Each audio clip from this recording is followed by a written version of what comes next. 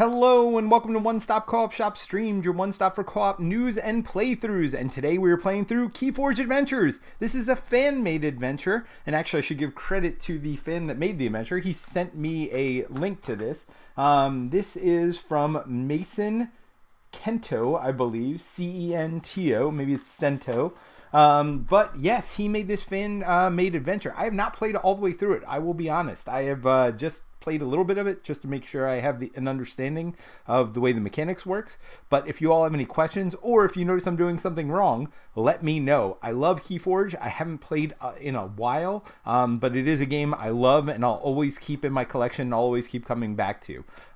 So this ship is called the Royal Fortune. That's also the name of this scenario. Right now it has a headwind heading against it, and the headwind basically decides what it's going to do. Now, this is a fan-made KeyForge adventure. There's a TTS mod with the rules in it, but there's also a way to print and play it at home. But let's go ahead and get started, and I will kind of explain what we're doing as we go along. If you played any of the other KeyForge adventures, you will probably be able to follow along very easily. It follows a lot of the mechanics, especially of that first one, the key racking. It has a lot of similar mechanics to that, with the one battle line and doing the activation of the enemy at the end of the turn. So if you don't know anything about KeyForge, it's usually a head-to-head battler game where you're trying to race to forge keys. You're getting what's called Ember, and as you gather Ember, then you are able to forge a key. Usually when you have 6 Ember, you'll be able to forge your key. You are going to be forging keys in here, but there is other stuff to do with your Ember as well. Forging keys in here is basically a way to stop the AI from winning. And let's talk about that. How do we win and how do we lose? So this is a general reference that also comes in the print and play files. Players win the game if the Royal Fortune has no treasure tokens on it, treasure chest tokens on it, and no Ember in its pool at the end of their turn.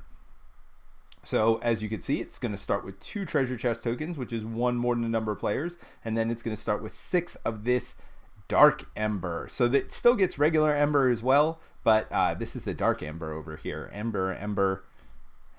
You say tomato, I say tomato. It's got an A and an E, so who knows? Who knows, really? So losing. Players lose the game if the Royal Fortune escapes. So how does it escape? Well, if it has Tailwind, if there are more enemy pirate creatures than creatures controlled by players on your team, the Royal Fortune escapes. Your team may destroy a forged key instead. So again, if you have a forged key, you can destroy your key to stop them from escaping. But bottom line is, if there's more pirate creatures on the enemy side than you have creatures on your side, they are going to escape. And that's not going to be the easiest thing in the world to stop them from getting creatures, or better yet, to make sure you have enough creatures. Because when you start capturing this Dark Ember, it's actually going to do damage to all your creatures that aren't mutants. Now, little did they know, I'm sure they did know, I am going to be playing with a mass mutation deck. It's not the best deck in the world, but it's, it's fun. It's got 3 of my favorite houses. Sanctum, which is like the Knights. Shadows, which is like, they like to steal Amber. They like to do sneaky things. And then Untamed, which is like a wild faction. So I think these are probably 3 of my favorite factions in the game, if not my 3 favorite. But this deck is called South. Or I'm sorry, not South. It might be South. S. Talon, the Cathedral Signet Spinner. So I don't know if many cathedrals have signets, but if they did, then South Talon would be there spinning them. So there is that. So this is a fun deck. It's from a set called Mass Mutations, which does have a lot of mutants in it. So hopefully this Dark Amber won't be hurting me nearly as badly. That is not why I played it. I'm playing this set because it is literally my favorite set in the entire game. I just love what they do with these like boost icons you have in the corner here. Now, one thing with these cards is you'll notice that there is a boost icon that gives me an Amber here, but there's one that is blank under it. And so I have the actual cards here that I'm going to need to look up to figure out what those symbols are. So this is bring low. I go to bring low, and it shows me, actually I have 2 symbols on this one. Not only do I have the Ember that they give me, I've got another Ember and I've got a damage icon. So it isn't even exactly right with the only having 1 symbol on here. So I have the actual cards in front of me though. And Steve's here. So Steve says, haha, yes, keep the pirate theme going lately. That's right. We did Tiny Epic Pirates, so check out Steve's stream on that on Wednesday. I have also, my son's 14th birthday is literally today, and I've been playing A Tale of Pirates, or A Pirate's Tale. I can never remember the name of that game. I think it's A Tale of Pirates with him lately. So we played last night, we played the night before. So yes, we are definitely going pirate themey today. All right, so to set up, though, there's going to be 9 locations, and it doesn't work exactly like the other Abyssal Conspiracy. You can have this finishing stretch on the bottom, which is going to make it way easier for the enemies to get away. And then we're going to take 3 random ones. So let me shuffle up. 1, 2, 3. Hopefully that's 3. That was only 2, apparently. There's a 3rd one. And on the top, we're going to have the Foggy Harbor, but we're going to reveal it at the beginning of the game. So it says the Royal Fortune gains elusive. But if you notice, Royal Fortune doesn't really have stats. When you attack the Royal Fortune, anytime it takes damage, it loses 1 of its amber. So again, we're trying to get rid of all its amber and these chests. To break a chest, when it has 0 amber, you're going to have to do damage to it. That'll break a chest, releasing 6 dark amber on it. Excuse me. And when that happens, then we can start getting rid of its amber again. It is going to forge chests at the beginning of its turn, though. So if we don't get rid of some of this amber, it's going to form more treasure chests, just the way we form keys, to keep it going longer and longer. And again, its goal is to try to get out of here. And our goal is to try to destroy it before it can get out of here. Steve says, happy birthday to your son. Thank you. I will let him know. Yeah, he is super excited. So what was his big gift? So he's all into video games lately. So it's Jurassic World Evolution 2 is his big gift. So I'm sure he'll be playing that. But he's also been playing a lot of pirate games. So we are doing kind of a piratey themed birthday for him. And actually he got a game I had never heard of before. But I mean, apparently it's decent. So we'll have to check it out. It's Piracy or something. I'll have to look that up too. But yeah, so he got a pirate-themed game for his birthday from one of his friends, a board game. And so, yeah, we'll have to check that one out tonight. I haven't played it yet, but I will definitely keep you updated if you follow us on our Discord. That's the best place to find out about that. But let's go ahead and do our KeyForge thing. So on KeyForge, you typically have a hand of 6 cards. So I'm going to start with those 6 cards. And then you'll notice in the upper left of all these cards, there is one of those houses we talked about. Now, this is a terrible hand because we've got 2 cards from each of the aspects. But I'm going to see if I can make it work because I have to have more creatures than them or they're going to potentially go away. And I got to thin this amber pool. So I got to figure out a way to do that. So this character, look at the top 3 cards of your opponent's deck, discard 1 and put the others back in any order. That might be useful. Shoulder idea. Well, it's actually not useful because their deck doesn't include this deck. It's only cards that they have, I believe anyway, that they have stashed for their next turn. So shoulder ID is taunt. Can't fight when it would take any damage. Steal 1 instead. All right, that's not going to be useful. Ready and fight with a friendly creature. Deal 2 damage to the attacked creature's neighbors. Not going to be useful. For the remainder of the turn, each creature you play gains play, deal 2 damage. That. All right, Niffle is attacking. Ignore taunt and elusive. Well, they don't come in ready, so that's not useful. You may reap with a neighboring creature, with each neighboring creature one at a time. Well, that's not useful either. So I did notice that Smite, though, has an icon there. So let's go to the cards and see what the Smite icon is, because I may have to take a mulligan.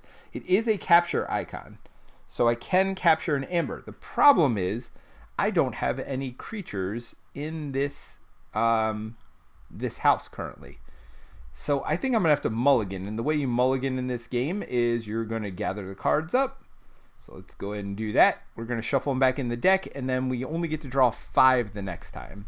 So let's go ahead and mulligan, and this might be the fastest video ever. No, if I lose here, or if I just can't even steal anything. Reap, your opponent has more amber, steal 1. Skirmish, fight, each player gains 1.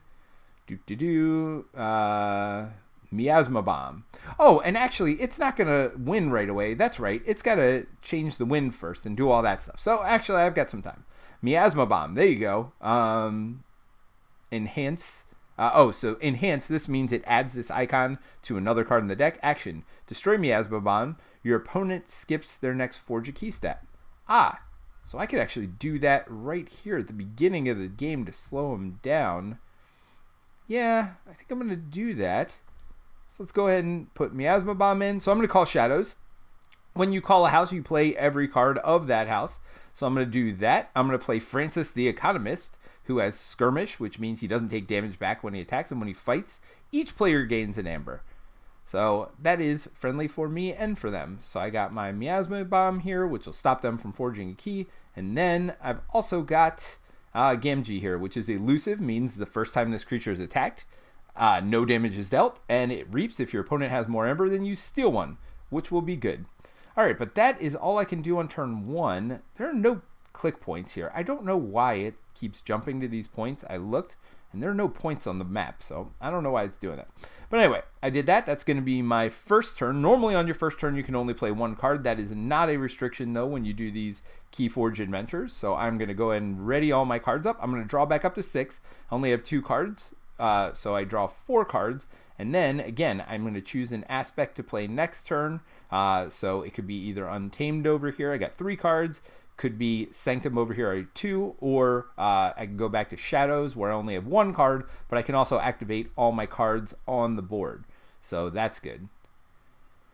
So this came in not ready, so I can't use Miasma Bomb on the first turn. I just realized. So I got that going for me. All right, so let's have the enemy do their first turn. Well, the enemy's turn works a little different. First thing it does is make a treasure chest. Well, it does have enough amber to create a treasure chest, so that's not great. So now I got to deal with 3 treasure chests, not just 2. The next thing it does is play adventure cards from its archives first, and then from the top of its deck. So sometimes it's going to say archive some cards. That'll be just more cards for them to draw next turn. So we're going to do that, and then so it's only 2 though. So we're playing a standard game where we're going to draw 2 cards a turn after our turn. So it's Leapin' Lily. She has Skirmish. We talked about that. When they do damage to us, we don't do any damage back. Or when they attack us, we don't get to do any damage back. Skirmish, Prey, a flank creature. So it's going to choose one of the 2. We get to decide because it doesn't say which one to do. And it says after Leapin' Lily attacks and destroys a flank creature, ready and use Leapin' Lily. So I assume that's limited to once per turn, but it doesn't say it is, so maybe that's not true, which means she can just keep doing this over and over. Now, there is a rule of 7 in KeyForge where you can only do something 7 times, but she has Skirmish. I'm going to assume, only if she destroys a flank creature. Still, she's pretty likely to do that, so we'll see. In KeyForge, you're only allowed to do something 7 times. We'll see. That looks like an oversight to me. Attach Corsair cannons to the Royal Fortune. Okay, so it's attached. After a player on your team forges a key, destroy Corsair cannons. The Royal Fortune gains Hazardous 2. So that means before I attack the Royal Fortune, I am going to take 2 damage, which is not great. Gotta be honest. Not great at all. If your opponent has more amber than you, steal one. Well, right now my opponent has no amber, so I was hoping to Miasma Bomb that. Excuse me, but I didn't. But if I hurt one of these, yeah, we'll see. I have to get rid of this pirate too. But anyway, all right, so we did that. The enemy battle line is used from left to right. Well, it comes in exhausted, so we don't have to worry about that. Each enemy artifact is used, so they don't have any artifacts, so we don't have to worry about that. And then ready enemy creatures and artifacts. So we readied it. All right, and that's it. That is their turn 1 and my turn 1. So as you can see, it's pretty quick and it's not overly complex. Let's see, Enhance 2. These icons are added to other cards, but this card itself does nothing. Deploy, this creature can enter play anywhere. After we activate their whole battle line, we are supposed to activate the Royal Fortune as well. Sorry. So what does the Royal Fortune say? At the end of the turn, if the Royal Fortune has no treasure chests and has no amber, we win the game. All right, but headwind, we change the wind. So Royal Fortune may escape. The first creature played each turn enters play ready. So that's good. That works for both of us, not just them. And Omni, you can lose 2 amber if you do change the wind. So we can change it back to headwind. But now that it's on Tailwind, at the end of the turn, it's going to activate this when it activates its entire battle line. And this Tailwind says if there are more enemy pirate creatures than creatures controlled by players on your team, the Royal Fortune escapes. Well, this thing right here might kill all of our creatures, so we'll see. So shoulder ID is strength 6. It has taunt. Neighbors can't be attacked unless they have taunt. Shoulder ID cannot fight, which means I cannot choose to attack with shoulder ID, which is not great. When shoulder ID would take damage, steal 1 instead. So apparently shoulder ID takes no damage ever. When shoulder ID would deal damage, steal 1 instead. Never mind. So that's terrible. Discard a card from your hand. If you do, draw a card whenever Techno Knight reaps. It has 5 life and 2 armor, which is good. So every turn, I will not get damage from that. All right. So enhance. This one enhances another card, or maybe itself, with a capture icon, which is good, but they don't have amber right now, so maybe not. Capture all but 5 of your opponent's amber, distributed among any number of friendly creatures. So I would have to blow this up to do that. And if I do, though, then I can capture amber. And then do I have anybody that's a mutant? Techno Knight's a mutant. So Techno Knight will not take damage from getting this dark amber. Anything that's not a mutant won't. Actually, it doesn't have any dark amber right now.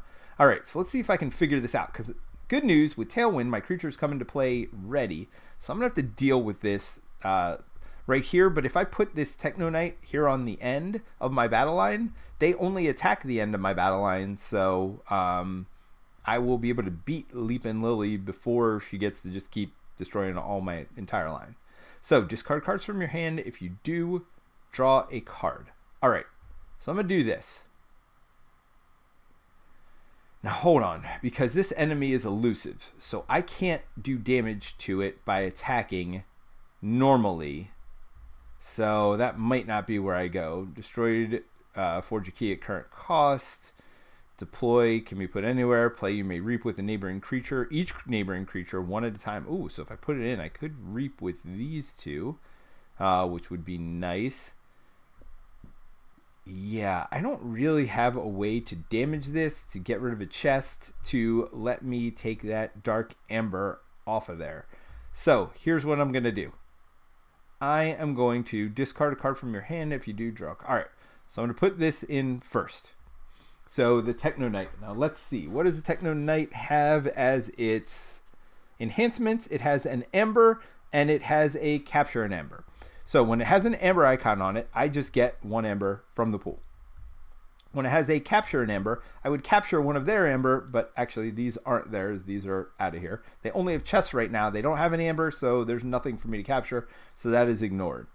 Then I go on to bring low. Ooh, this is interesting. All right, so bring low, if you'll see here, has 2 amber icons and a damage icon. So I am going to be able to do something with this bring low card here, which is kind of sweet. So when I play it, and again, cards don't cost anything to play. Sorry, I didn't go over all the rules of KeyForge at the beginning, but as long as you're staying in suit, basically. Now, usually they come in exhausted. The only reason he's not is this. The first creature played each turn enters play ready, so that counts for me as well. So this one is it has 2 amber icons on it. Again, you can't see it there, but if you look at my picture in the upper corner, you'll see my version of the card, which does have the icons on it. And so it's got 2 amber and a damage. So I'm going to get 2 amber first. So I've got 1, I'm going to get 2 more. When you get 6, you can forge a key. Now it does a damage icon. So I'm going to do a damage over here. So actually timing is important here. But yes, no, I'm going to stick with that. So whenever you do a damage, you break their treasure chest and then you give them 6 dark ember. Actually, it's not true. Whenever you do damage to them, you destroy 1 of their ember normally. But if they don't have any ember, you destroy a treasure chest, give them 6 dark ember. All right, so it's back down to having 2 treasure chests. Now, we have to do the rest of this card. Play. Capture all but 5 of your opponent's amber, distributed among any number of friendly creatures.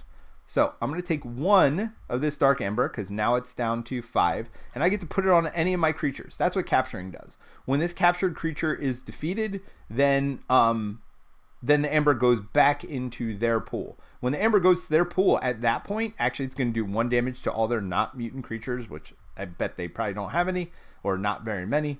So this Dark Ember, if it goes into your pool, Dark Ember, so if you steal it or whatever else, it does damage to your entire battle line. If it goes on a creature from being captured, though, it only does damage to that one creature. Well, this creature is a mutant, so he is immune to this Dark Ember doing damage to him. And if you have any questions, please feel free to ask. I know I didn't cover everything, but I think you should get a pretty good idea of how to play based on what we're doing here. All right, so Techno Knight here captures one Dark Ember. He did come in ready, so I can do something. I'm going to reap with this right here. So it says discard. So reaping. What does reaping do? That gets you an ember from the general supply. So I'm going to reap. So your creatures can do basically three things. They can either reap, which gets you an ember. They could fight, which would mean I could attack this creature here and defeat it. Or the final option I have is I can do an action on my card. Well, this one doesn't have a card that says action.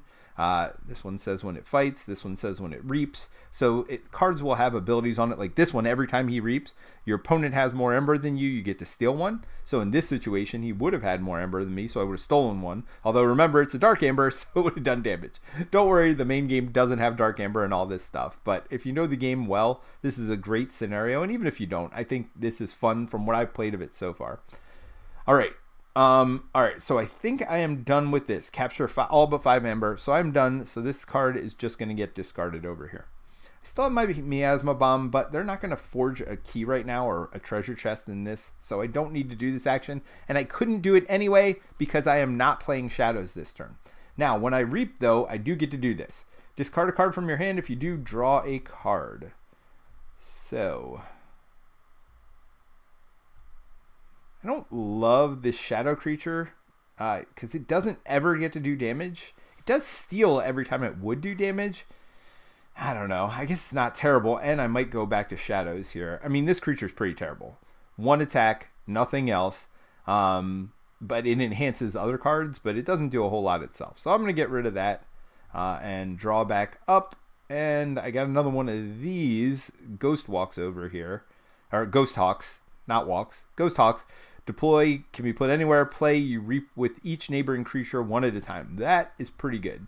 So it comes in and it lets you use creatures at a turn, and then you get to do the reap abilities and all that cool stuff. So that's pretty fun. But I am done with my turn. So at the end of my turn, I unexhaust and I draw back up to my 6-card hand. Ooh, Opportunists. We got, yep. So it's good, as you could see, to get cards of the same type in your hand. So you want as many Untamed cards or Shadows cards or Sanctum cards in your hand as possible. You want the number of cards on the board and the number in your hand to be as high as possible. That way you get to do more things on your turn. All right, let's go to the enemy AI turn. First thing, they would make a treasure chest. Well, this time they only have 5 ember, not 6, so they don't get to do that. And then the next thing, play adventure cards from the archives and from the top of their deck. Oh, so this is a shoulder parrot. This is an upgrade. Attach shoulder parrot to one of your flank creatures. Replace this creature's text box, except for traits, with when destroyed, attach shoulder parrot to another creature on your battle line. So basically, it clears up my text box on this creature, and it's got to be to a flank creature. Flank creatures. So do I want to get rid of this? Now they keep their traits, so you'd stay a mutant, right? Except for their traits. So yeah, it would stay a mutant, but I wouldn't get to discard and draw. That seems like a really good ability.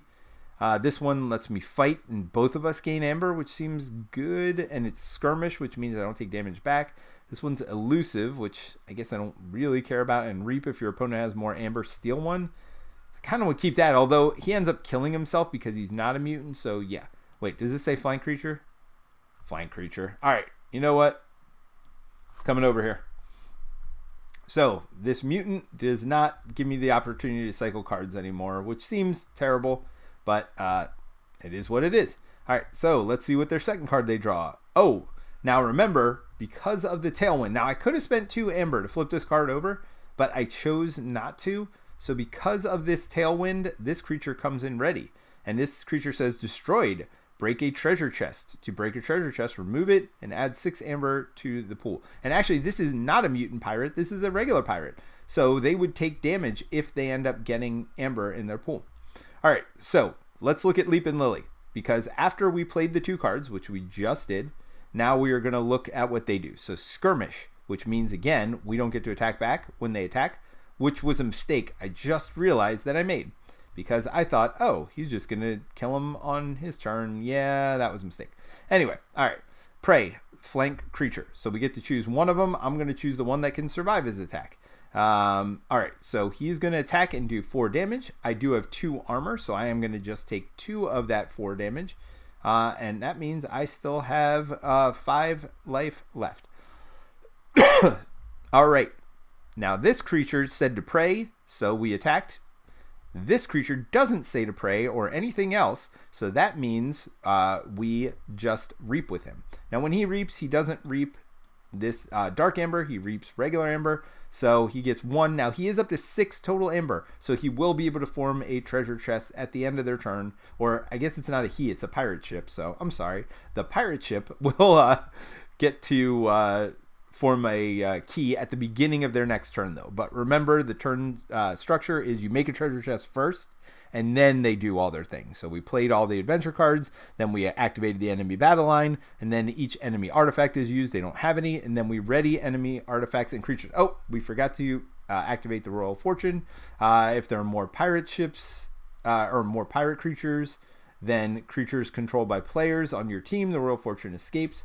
That is not the case in this situation, so thankfully I have equal number to them. But I'm going to have to do something about this ridiculousness, especially this one here. I should have attacked last turn instead of reaping. That was a mistake that I did not pay attention to because I forgot that they had Skirmish. All right, so I'm thinking about playing just so I can attack here, get rid of Leapin' Lily. I mean, I could attack with both of these to get rid of Leaping Lily as well. If I do that, let's see. All right, let's see my options. I think what I'm not doing is doing Untamed, which is great because it gets me lots of amber because I reap a lot. All right, let's see. So play. For the remainder of the turn, each creature you play gains play. Deal 2 damage to an enemy creature. Well, I don't have any creatures to play this turn of Sanctum, so that would be nothing. But I would get to destroy this using Techno Knight over here. See what this one is. This is the Shadows card, and this card says this creature gains elusive. The first time this creature is attacked, each turn is dealt no damage. If I play it, this creature captures an amber from its opponent. That seems good.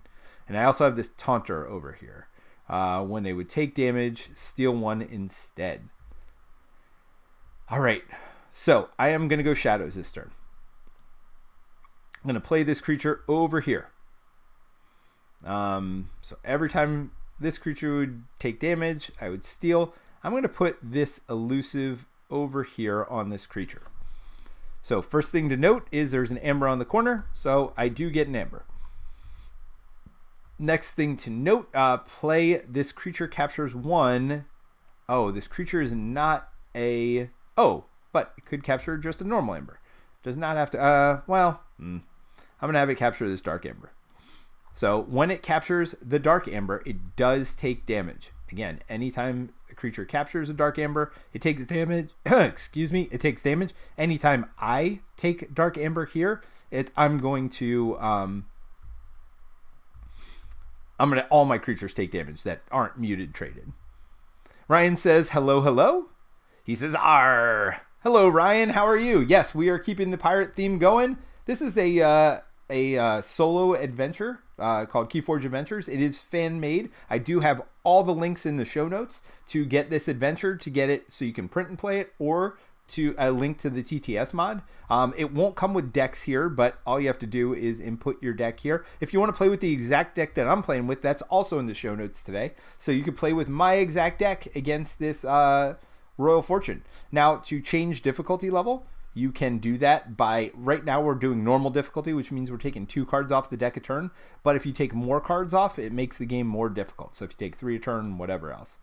All right, we don't need these cards there. And honestly, we're going to stay at Foggy Harbor until it tells us to do otherwise. Apparently, there are cards that'll do that. So I am looking forward to seeing that. But let's see. We've got this character which does come in ready. Cannot fight. So we're just going to reap with this shoulder ID right here. So we do take the amber from the general supply. So I'm up to 6. So I will forge a key, which thankfully will get rid of this stupid hazardous 2. Which has been keeping me from doing anything exciting. So Skirmish, when you use this creature to fight, it's dealt no damage in return. We've talked about Skirmish. That this one also has Skirmish, which is why I haven't been dealing damage. So fight, each player gains an amber. So I'm going to go ahead and do that. So I'm going to attack first, so that'll do 3 damage up here. 1, 2, 3. And then each of us is going to gain an amber. So they're going to gain an amber, and I'm going to gain an amber. So I'm up to 7. Now remember, again, you can only forge keys at the beginning of your turn. That's not only true for them, that's true for us as well. So first, I guess I should tell you turn order. We're way into the game, but first thing we do is forge keys if you can. Second thing you would do is to declare a house. You decide what house you're doing, and then you play all the cards, play and activate all the cards of that house that you'd like to in front of you. Ryan says, I'm good. How are you doing? I'm actually doing great. Today is my son's birthday. He's turning 14, so looking forward to him coming home from school and hanging out and playing with him today. I don't know if we'll play KeyForge, but we'll definitely do something. Maybe we'll watch Firefly, so I guess that's not piratey. It's kind of piratey, kind of cowboy-y. So who knows? Maybe we'll do that. But we also have family coming over. We're going to order in some food tonight. So it's going to be a good day. I'm excited about it. And I'm off work, obviously, or I wouldn't be playing KeyForge Adventures in the middle of the day. So that makes today good as well. All right. So this one, when he reaps, if your opponent has more amber than you, steal 1. Kind of want to do that, but I kind of don't because I got to get rid of this leaping Lily over here. She annoys me. So... well, I guess I don't have to because she's just going to keep attacking this this one over here. Huh. So I could just have her attack and not do anything. You know what? I'm not going to do that then. So I'm going to reap. If your opponent has more amber than you, steal 1. So I'm going to reap over here. So I get 1 amber, and then I also get to steal 1 from them. Now, this is a bad situation. Oh, no, they're down to 5. They don't have 6, so they won't even be able to form a treasure chest now. Exactly how I had planned it, everybody. Exactly. It's clearly not, because I was going to Miasma Bomb. That's part of the reason I was doing this, which means if you read Miasma Bomb action, destroy it, your opponent skips the forge a key step during their next turn, so they wouldn't be able to forge one, but no, they can't anyway because they only have 5. Ryan says, I've played a bit of KeyForge PvP, but nothing against the AI yet. So there are 2 official KeyForge adventures that are out there. Both are very different. And then there's this one. This one's maybe a step more complicated than the Keyraken one, but it also feels a little easier so far at the same time as far as difficulty level goes, which I like because I think Keyraken wasn't scaled properly. And if you want to scale up difficulty, again, you just draw an extra card each turn. From what I've seen so far, this is a little bit easier than Keyraken, but at the same time, it's not as frustrating as Keyraken. It feels like there's some lesson learned, but there's another one, the Abysmal Conspiracy, which is more complicated than this for sure. But yeah, I don't know. Actually, this is not a bad place to start if you've never done it. And they have print and play files too, so you don't have to play on TTS. But if you have decks, there is right in the TTS mod a deck builder. All you do is do the URL right from the KeyForge website, whatever it is, Asmodee website, I guess. The vault, the master vault is what it's called. You could just, go to your deck, then you just paste the URL to your deck here, and you can bring one of your own decks into this game, which I did today. I'm using a Mass Mutation deck, which is my favorite set. The only annoying part about it online is there's no way to know for them to know which cards have which icons, so I have to have my actual deck sitting in front of me, which is fine. It's still my favorite deck. I love Mass Mutations. So Ryan also says, oh, cool. Happy birthday to him. Thank you, Ryan. I will tell him. Sounds like a good day to me. Me too. And I'm playing KeyForge at noon, right? My oldest turns 4 in a week. Well, congratulations, Ryan. You were at the beginning of your journey. I feel like I'm not at the end of my journey, but the journey is definitely progressing along. I will say it gets easier in some ways and harder in others, which I'm sure as a parent, every parent knows that's the way it goes. Certainly enjoying playing games with him, though. I was talking about it earlier. We've been playing a lot of Tale of Pirates lately. It's one of his favorite games. It's also one of my daughter's favorite games. So he and I have been playing that a lot lately, but I will probably end up playing it with my daughter because he's actually getting a trip for his birthday to Universal. So he is going to be having a fun time with my wife while my daughter and I hang out here because she's not fully vaccinated yet. So we are going to have some fun father-daughter time, though. Anyway, getting back to the game, I am done my turn. So the last step of the player's turn. So player's turns are first forge a key, then choose a house, then play all the cards you wish to from that house, then draw back up to your hand size at the end of the turn. So I'm doing that. Ooh, safe house. Archive a friendly creature from play. Interesting. So this is an artifact, so I could do that every turn. So archiving, what it does, it just puts them in a pile off to the side. I mean, the nice part is it clears damage and stuff like this off of them. And then later on, I could just draw it back into my hand and play it as normal. But I am also getting a lot of untamed cards right now. +1 power counter for each amber you have. Whoa, that would be a lot of power right now. Choose a creature and give it, whoa, lots of plus power.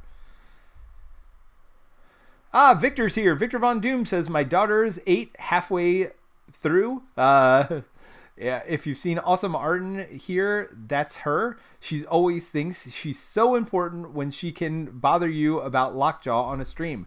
I love being bothered about Lockjaw, which reminds me, don't forget, if you are a fan of Marvel Champions or if you want to learn more about it, Terrence and I are playing tonight, and we're going against Thanos tonight. So should be a fun game tonight. Victor, that's awesome. I didn't realize Awesome Arden was your daughter.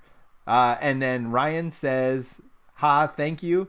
Yep, looking forward to when I play some games with him. His focus isn't there yet. No, and it won't be for a while. And I'll say, I have a 10-year-old. There's certainly games you could play with younger kids, but I have a 10-year-old now, and her focus isn't even all the way there. I think there does become a point, and it's different for each kid, where they reach the point where they can and desire to play games. I forget when KeyForge came out, 2 or 3 years ago. So I guess my son was 11 or 12, and he was playing KeyForge with me. But that's just a game he fell in love with, like me, and that's what's gotten me into this game so much. And so I do think that if you find something that interests them, they will even be able to play a little bit above their level sometimes. So Victor says, yep, he'll be there for Thanos. Good. He also says, yeah, 4 is a little early. Around 5, my daughter would play simpler games with me, and harder games we'd make up our own rules for. And that's smart. And again, you don't have to follow the rules for the game. The key for playing with your kids, I think, is not playing games you want to play. It's playing games they want to play. And a lot of times it isn't games that you're going to want to play, but just the act of play, getting them to play is, I think, good enough. And it's a good start, certainly, for them.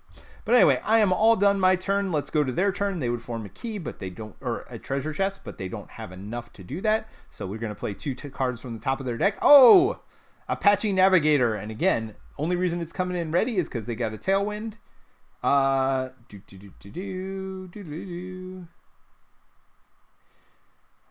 right. Yep. All right. So if there is a Tailwind, replace the current location. There is a Tailwind. Uh-oh. So they are no longer elusive, so that's good for me. At the end of your turn, destroy the creature with the most damage on it. At the end of your turn, destroy the creature. So it doesn't mean the enemy creature or the friendly creature. It's the creature with the most damage on it. So that's not great. Apache Navigator, reap. If there is a Tailwind, oh, that's when he reaps. Well, there's a Tailwind he's about to reap. I'm not going to go back. When he's destroyed, archive an adventure card. Archive an adventure card. So that means you put a card here to be put out next turn for them. So not only are they going to get 2 cards, they're going to get an extra one. All right. Woo-hoo-hoo! No. So this one does not come in ready because it only says the first creature played each turn. So thankfully this one's not ready. A Starboard Serpent. Remember how I said it was easy? Maybe I was wrong. So it taunts, so I'm not going to be able to attack its neighbors. Starboard Serpent enters the battle line to the immediate right of the Royal Fortune. Oh! So he's guarding the fortune. Prey, the most powerful creature. Huh. All right, well, I'll put the Tailwind here. So it is going to also attack the most powerful creature each turn. Not this turn, though, because it's not ready. Woo! Alrighty, then. All right, first creature, Skirmish, prey or flank creature. So they're going to attack this elusive creature here, which does a whole lot of nothing. Alrighty, and then this one just is going to reap for them. Not great. Patchy Navigator, if there is a Tailwind, replace the current location. We did that when it reaps, but it is going to reap. So that's just more amber for them, which is not great. And then this one, if there are more enemy creatures than friendly creatures, do I lose? If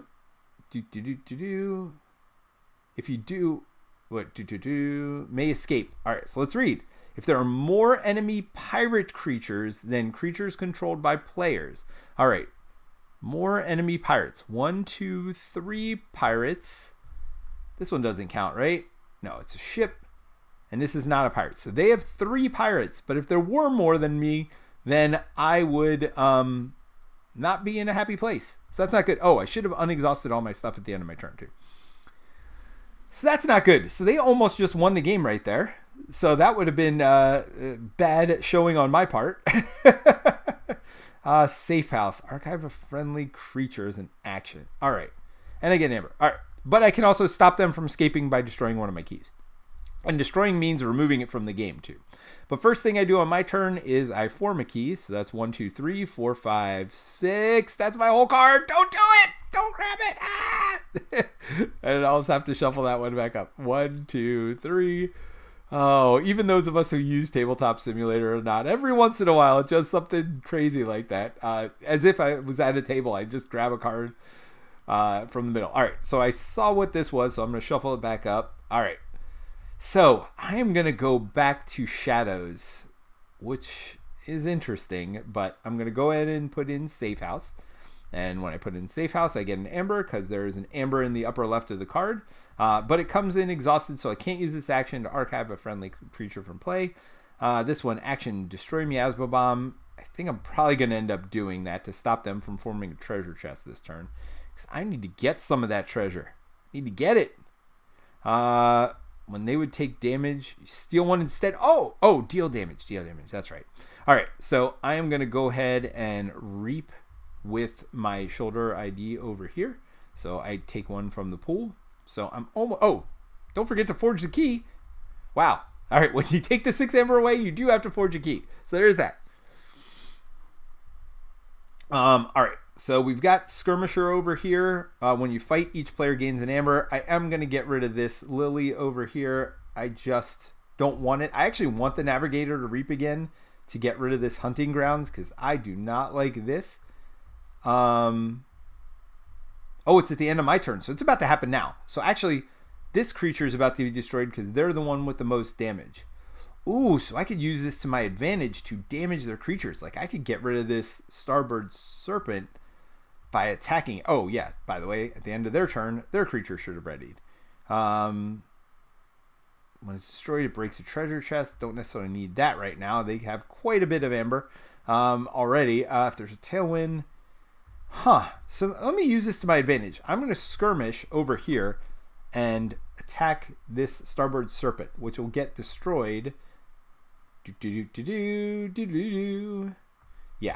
it's going to get destroyed by this. So I'm going to use this to my advantage, actually, while it's out here. Although it's going to change after this turn, currently. If your opponent has more amber than you, steal one.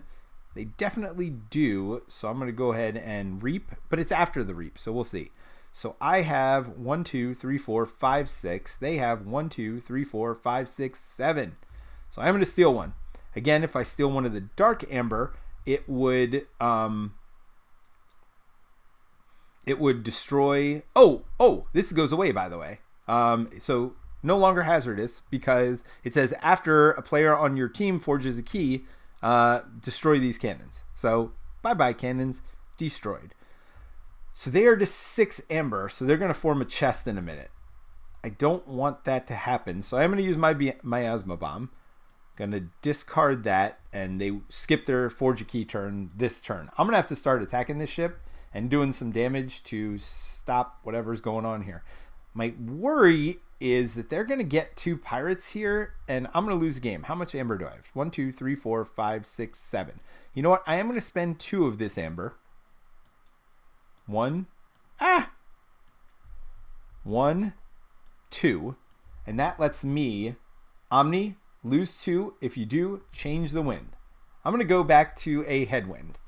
So things aren't going to come in ready anymore, and things like this card, when it reaps, if there's a tailwind, replace it. Well, there's not going to be a tailwind. So we got that going for us. So let's see. Ryan says, yep, I was talking with Steve about it a bit last night. I'll have to start thinking of ways to have him involved in games besides just throwing the pieces around. You know, a good one is Monza, which is a racing game, because all you do is roll dice and you're matching colors. Orchard, actually, for a cooperative game, there's a new Orchard. So these are both Haba games. There's a new Orchard game that's like a solo game, I think, that's just a deck of cards. There's also a game called Orchard, which is a Haba game in a yellow box, where it's a cooperative game. You're just rolling the dice and you get to take fruit off the tree. My kids loved that when they were younger. And actually, I don't think a 4-year-old would be too young for that. So I'd look into Orchard. It's not the best game in the world. It's all a luck fest, but it does what you want, which is gets them into play, teaches them turn taking, things like that. So I already did all of that. I'm down to 5 amber, so I won't be forging key, but really, you don't need keys in this game.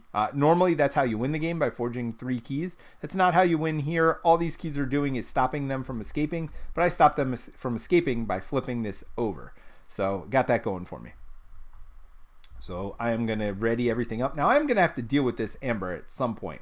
I got to get rid of it because that's the only way for me to win the game. So I'm going to...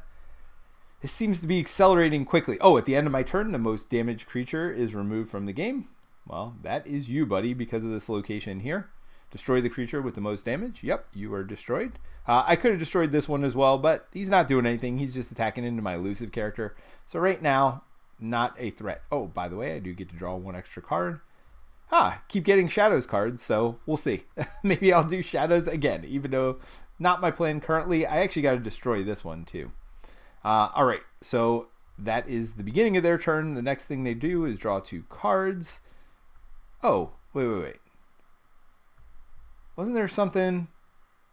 Oh, this is the one. Wasn't there something where I would archive a card if the thing was on the other side? Why am I missing that? I thought there was something where I had to archive cards if it was on the Tailwind side and they reaped. Nope, guess not. All right, anyway, so this is the first thing that comes into play. They come in exhausted. Ryan says, thanks. Heard a lot about Haba games. Are really well done. They are for younger kids for sure. So this is a beast. It prays the most powerful creature. Ooh, creature. Doesn't say enemy creature. So, you know what? I'm going to assume it's the enemy creature. Because, again, this is a fan-made expansion. I'm going to assume it's always enemy. And maybe it says it in the rules. So at fight, it places... the creature Brightworm's face down beneath Bigworm. Wait. Place the creature Brigworm. Wait. Place the creature Brigworm fights face down beneath it. Oh, so it eats. I'm sorry. It eats basically whatever it fights against. Nice. When it leaves play, place each creature beneath it on a flank in your battle line and exhaust it. All right. So after it fights, it's going to eat whatever, and it's got 5 life, so it is not going to be easy to get rid of, which is not great. Corruption Raider prays the least powerful creature. Any amber placed on the raider becomes the bad amber for us, the dark amber. Play fight. Corruption Raider captures 1 amber from you, so that is a play fight effect. That means when it's played, he gets it, but again, doesn't get normal amber. It becomes dark amber. All right, I'm going to have to do some stuff about their battle line. It's not looking good right now. Let's start with this, though. They're going to attack. They attack this creature. Nothing happens because it's elusive. So that's done. This one destroyed, so that's nothing. It's just going to reap for an amber. I got to get rid of some of these. If there's a tailwind, which there isn't, there's a headwind, we would replace the location. So we're not going to replace the location, and that's going to be that. Although I'm going to have to do something because I just keep having to go. Oh, and then this happens, so we flip it to the headwind, and we are done. In a lot of ways right here, it feels like we're done. This is just keeps getting worse and worse for us up here. So got to figure out something I can do about that. So that's that. All right, let's see if Shadows is going to help me. Play, return an enemy creature to its opponent's hand. If you do, your opponent gains an amber. So I could slow down something here. But that would give them an amber if I do that. But it would let this skirmisher keep fighting. I could destroy the thing that gets rid of this. So at the end of every turn, I'm going to be destroying hopefully one of their creatures because they'll be the most damaged. Yeah, I feel like that's the right thing to do, is to go back to Shadows. It seems goofy, but all right. So first things first, I gain an amber because that is in the upper left of the card. Then, return an enemy creature to its opponent's hand. If you do, your opponent gains an amber. So I'm going to return one of these to their hand, which really doesn't get rid of it for long. It just puts it over to the side over here. Do I do the Bright Worm? Not that. I kind of want this to... Well, do I want it to change? I can't kill both of these this turn. So let's see. Oh, this creature gained an amber, but it's a mutant, so it doesn't do that. Let's see. Destroyed Archive and Adventure card. Archive and Adventure card. So that's their cards. I get to archive one of them as well when it's destroyed, which... Am I destroying an enemy card? Return a creature to its owner's hand. So it's not destroying. So I don't do the destroyed effects. Do I want this to change? Kind of do, but I kind of don't. This is very difficult. Why is this scenario so difficult? It's because at some point I'm going to have to play Untamed too, because I just got too many cards. But this board is just getting so ridiculous. All right. I'm going to get rid of this Bright Worm because I don't want it to just get rid of my creatures. So that's going to go to their hand, and they get an amber when I do that. Now, I am in Shadows. This one is obviously going to reap again because that's all they really can do. So you're going to reap, and then I'm going to spend 2 to change the wind again. We'll change back.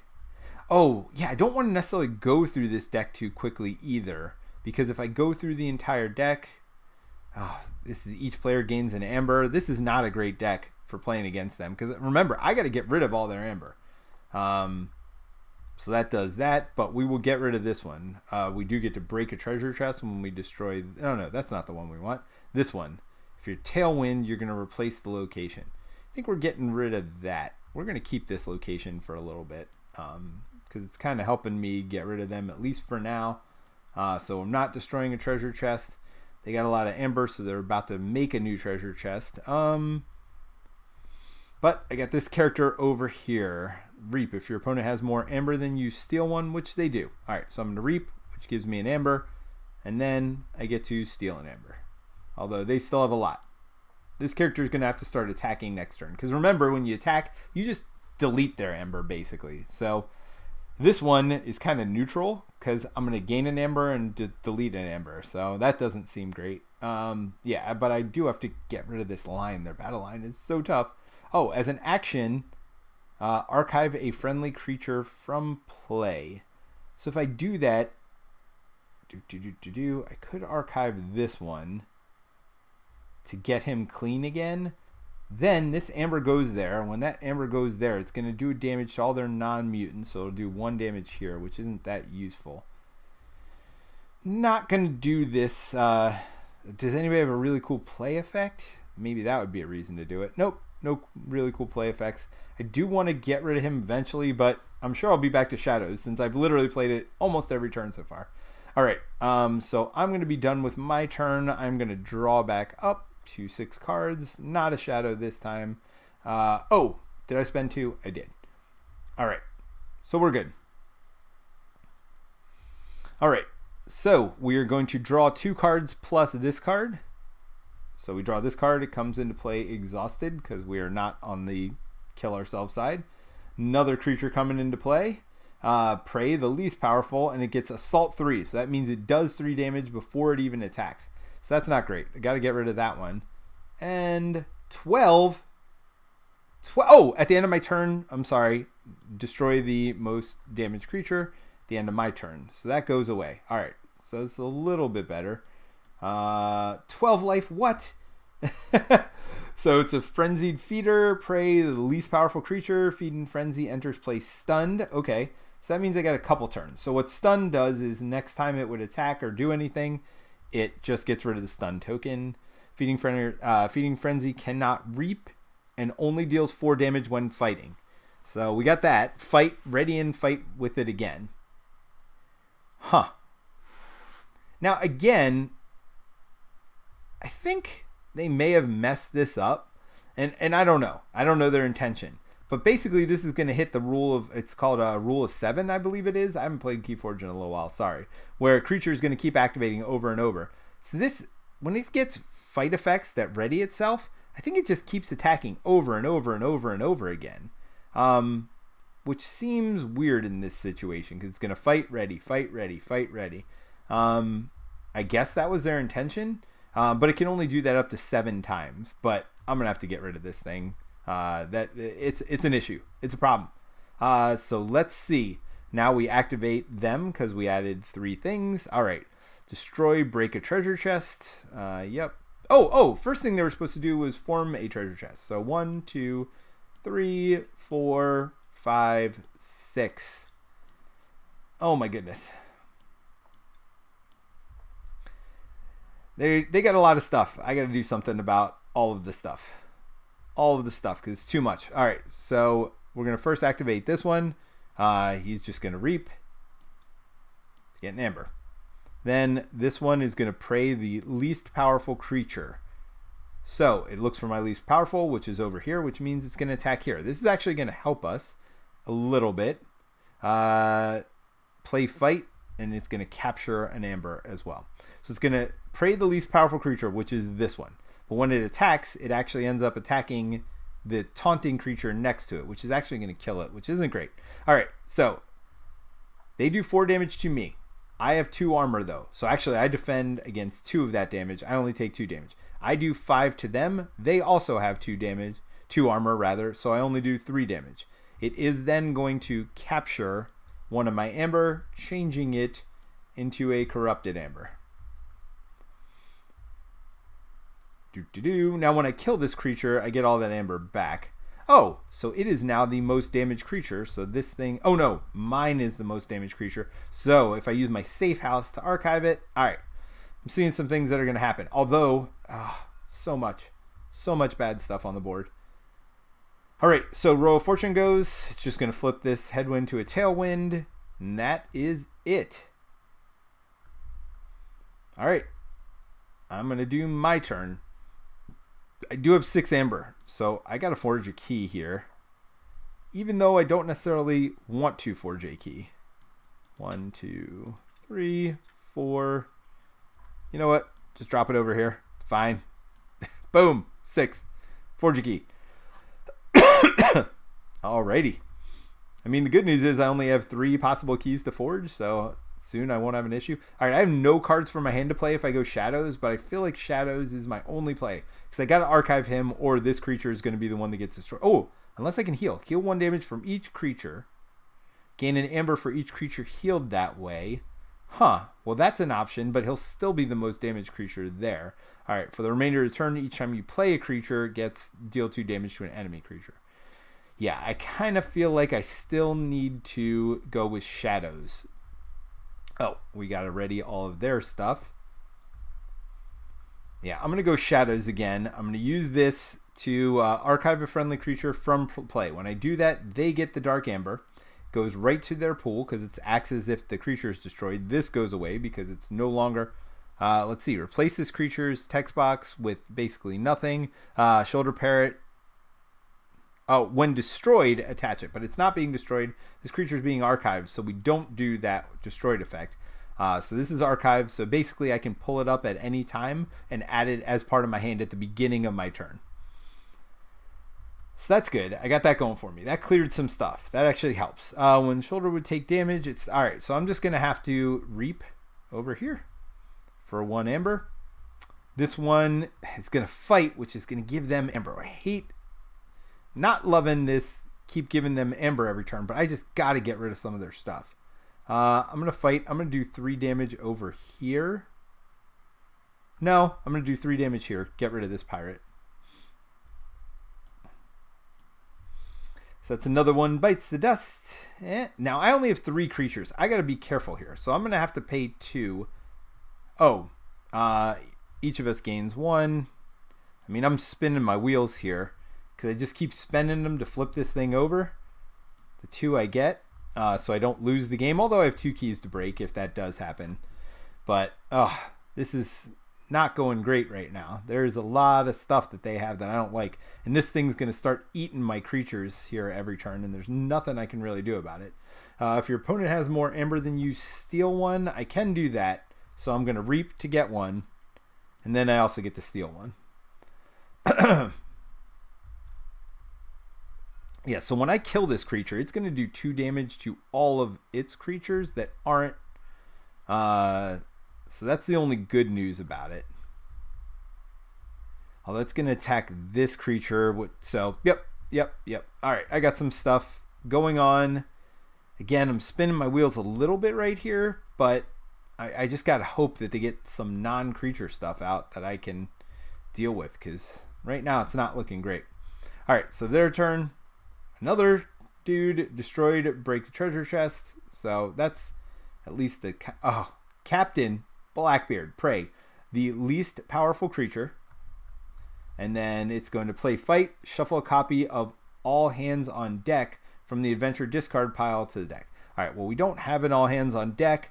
I don't know what that does, or do we? Let's search. They're not named, so I'm going to have to do this. Starboard certain. Oh my gosh. All right, so I got another creature. Yeah, I'm having a real hard time keeping up, and that was part of my problem with one of the original adventures as well. Now, again, this isn't the best deck in the world, and I should be playing other aspects. I should not be sticking to shadows every turn. It's just real hard right now because I can't keep up. We'll see. Maybe I'm gonna do Untame this turn. Choose a creature and give it +1 power. Yeah, I think I'm gonna have to go Untame this turn. I'm going to have to get a lot of amber first, and then I'm going to do the Untamed, give a creature plus power tokens, and that way I can get this Skirmisher pretty big, and I can start taking care of some of these harder to kill things over here. See, my problem is then this creature is going to start attacking me every turn and attack like 50 times. So I think I actually have to do 1 more Shadows turn at least to damage up this creature, because at the end of my turn, this one's going to die. I'm sorry, so I should have done that already. I'm getting 2 amber, which is not great because it's actually going to do 2 damage to my creatures. So this one goes away because it is the most damaged creature in play. Almost forgot to do that. So I did forget, but we're going back and redoing it. All right, so I just got 2 amber. So all of my non-mutant creatures are going to take 2 damage. So this one's going to go up to 6, or I'm sorry, up to 3. This one's going to take 2, and this one is going to go away, dead. Oh man, this is not great. Yeah, I don't know what I'm going to do. All right, so now we activate their creatures. I'm sorry, left to right. So this one's just going to reap for them. This one is going to prey the most powerful creature, which is this one here. So he attacks, but I'm elusive. It does have fight. Place the creature they fight face down beneath him. Okay. So this goes away. They're going to get this amber, which is going to poke all of their creatures in a second. So, but I go face down below them. And that goes away. So my creature goes below them, but not anything else. This creature is going to try to attack, but this goes away, which is going to be real bad in a second. And then these don't do anything. This one changes the winds. Alrighty. Well, at the end of my turn, this creature is going to die currently because it is the most damaged creature.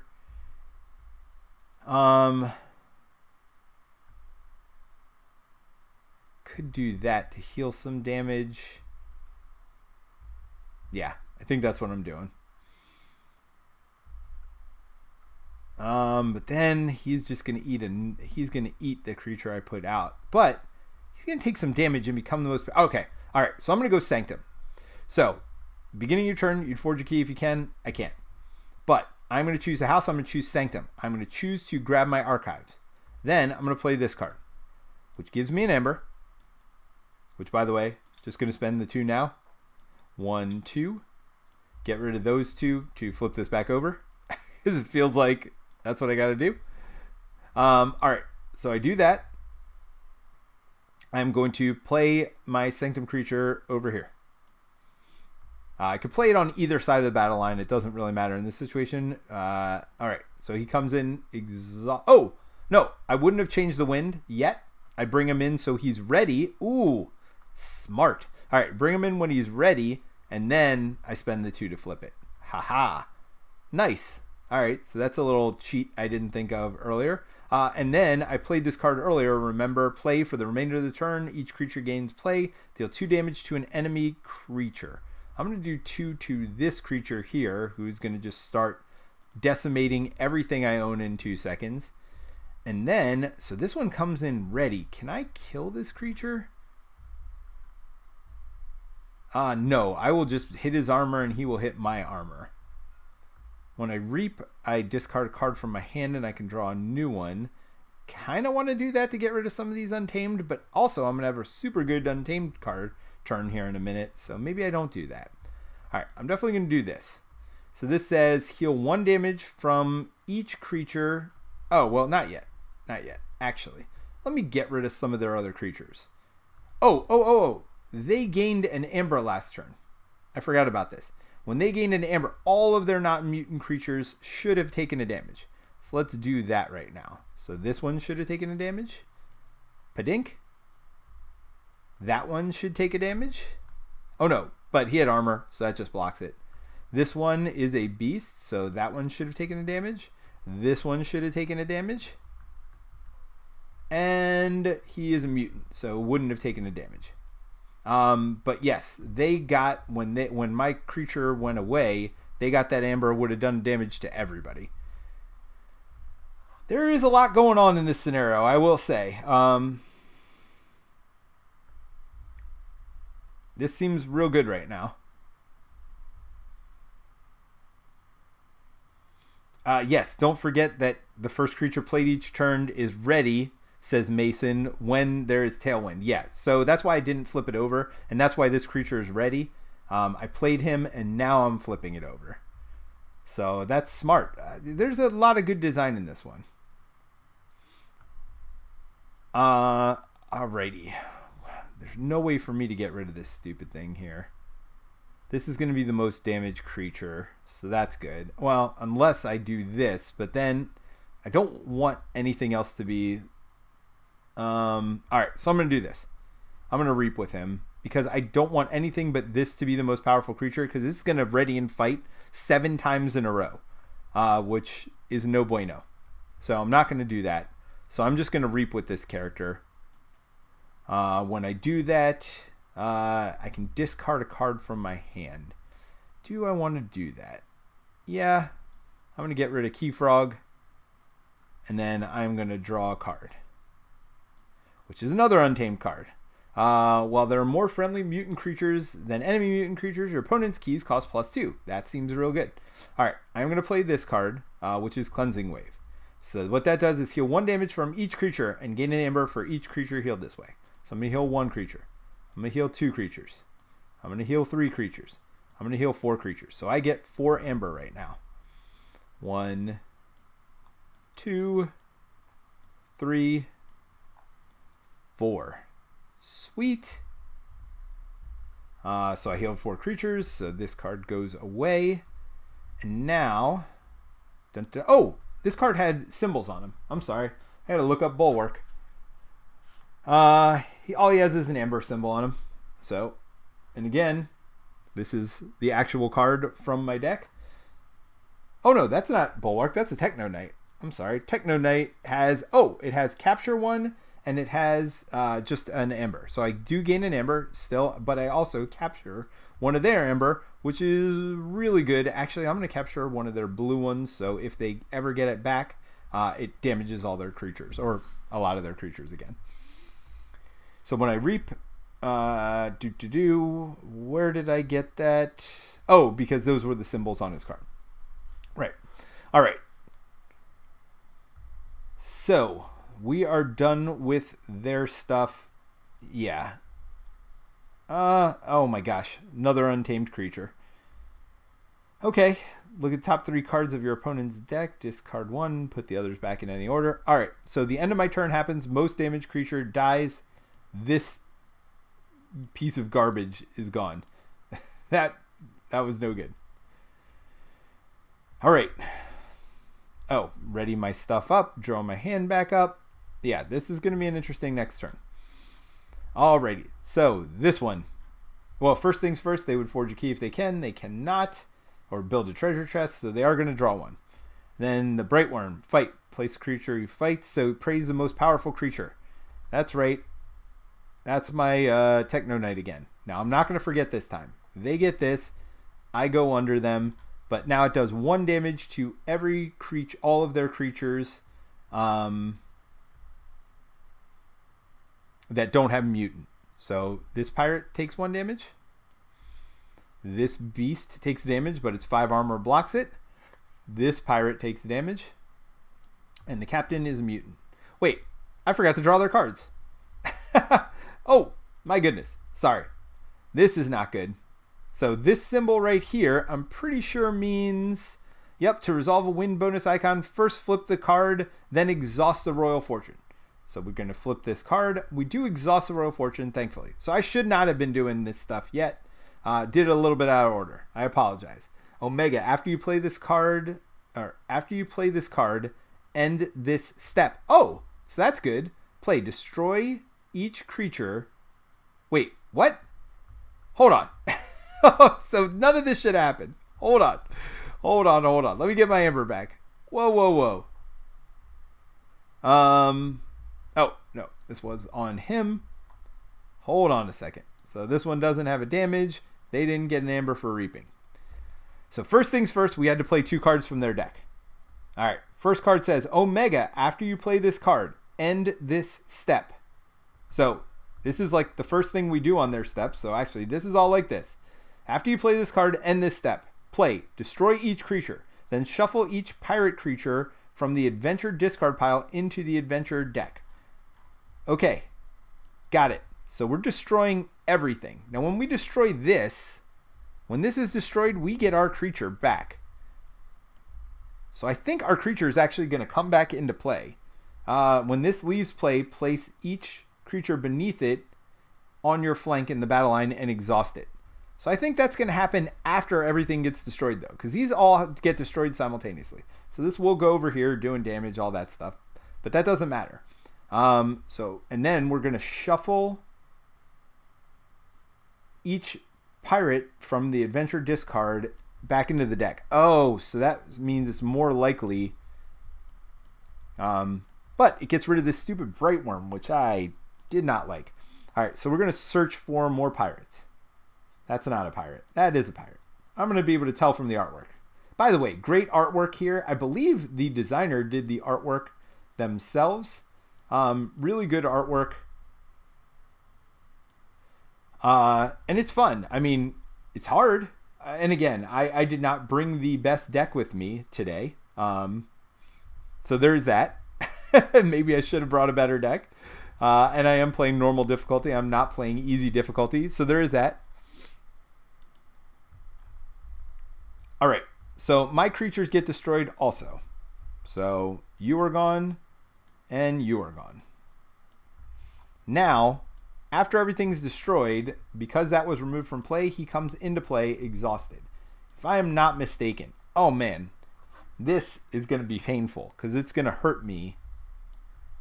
And then, so we shuffle those in, and then this goes away again, ending their. So that ended their drawing card step. Now we still activate. This is going to flip over. So I do have Tailwind. So I got that going for me. So let's see. 1. So I have to forge a key. You have to in KeyForge forge a key if you can. 2. Oops.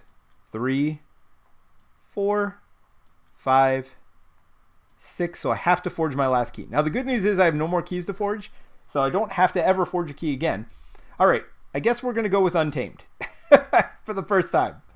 For the first time in forever, there is creatures, there is stuff. All right, so I'm going to put this creature in as my first creature. While there are more friendly mutant creatures than enemy mutant creatures, their keys are going to cost more. So to build a treasure chest, which I actually kind of want them to do now, because they're going to spend 6 and build a treasure chest, but that treasure chest will only be worth 6 itself.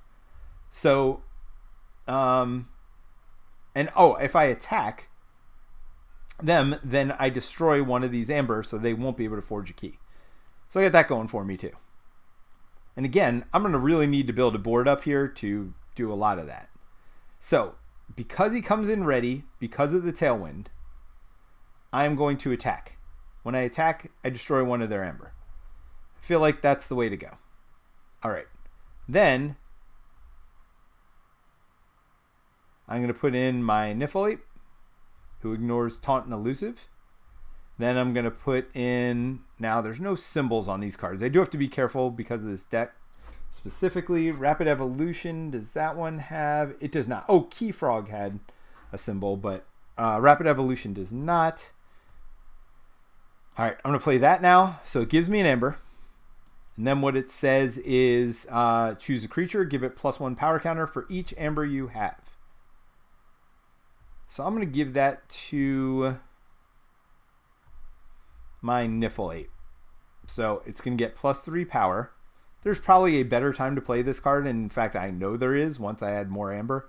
But I'm going to play it now anyway. So we always do the symbols first. That's why I got the Amber first. And then it gives +1 power to a creature. All right. Then we're going to put this one in. I can put it in anywhere on my battle line, but basically when I play it, I get to reap with my neighbors, but none of my neighbors are ready, so you don't actually get to do that. There's another one of those. So, okay, I got 5 creatures in play now.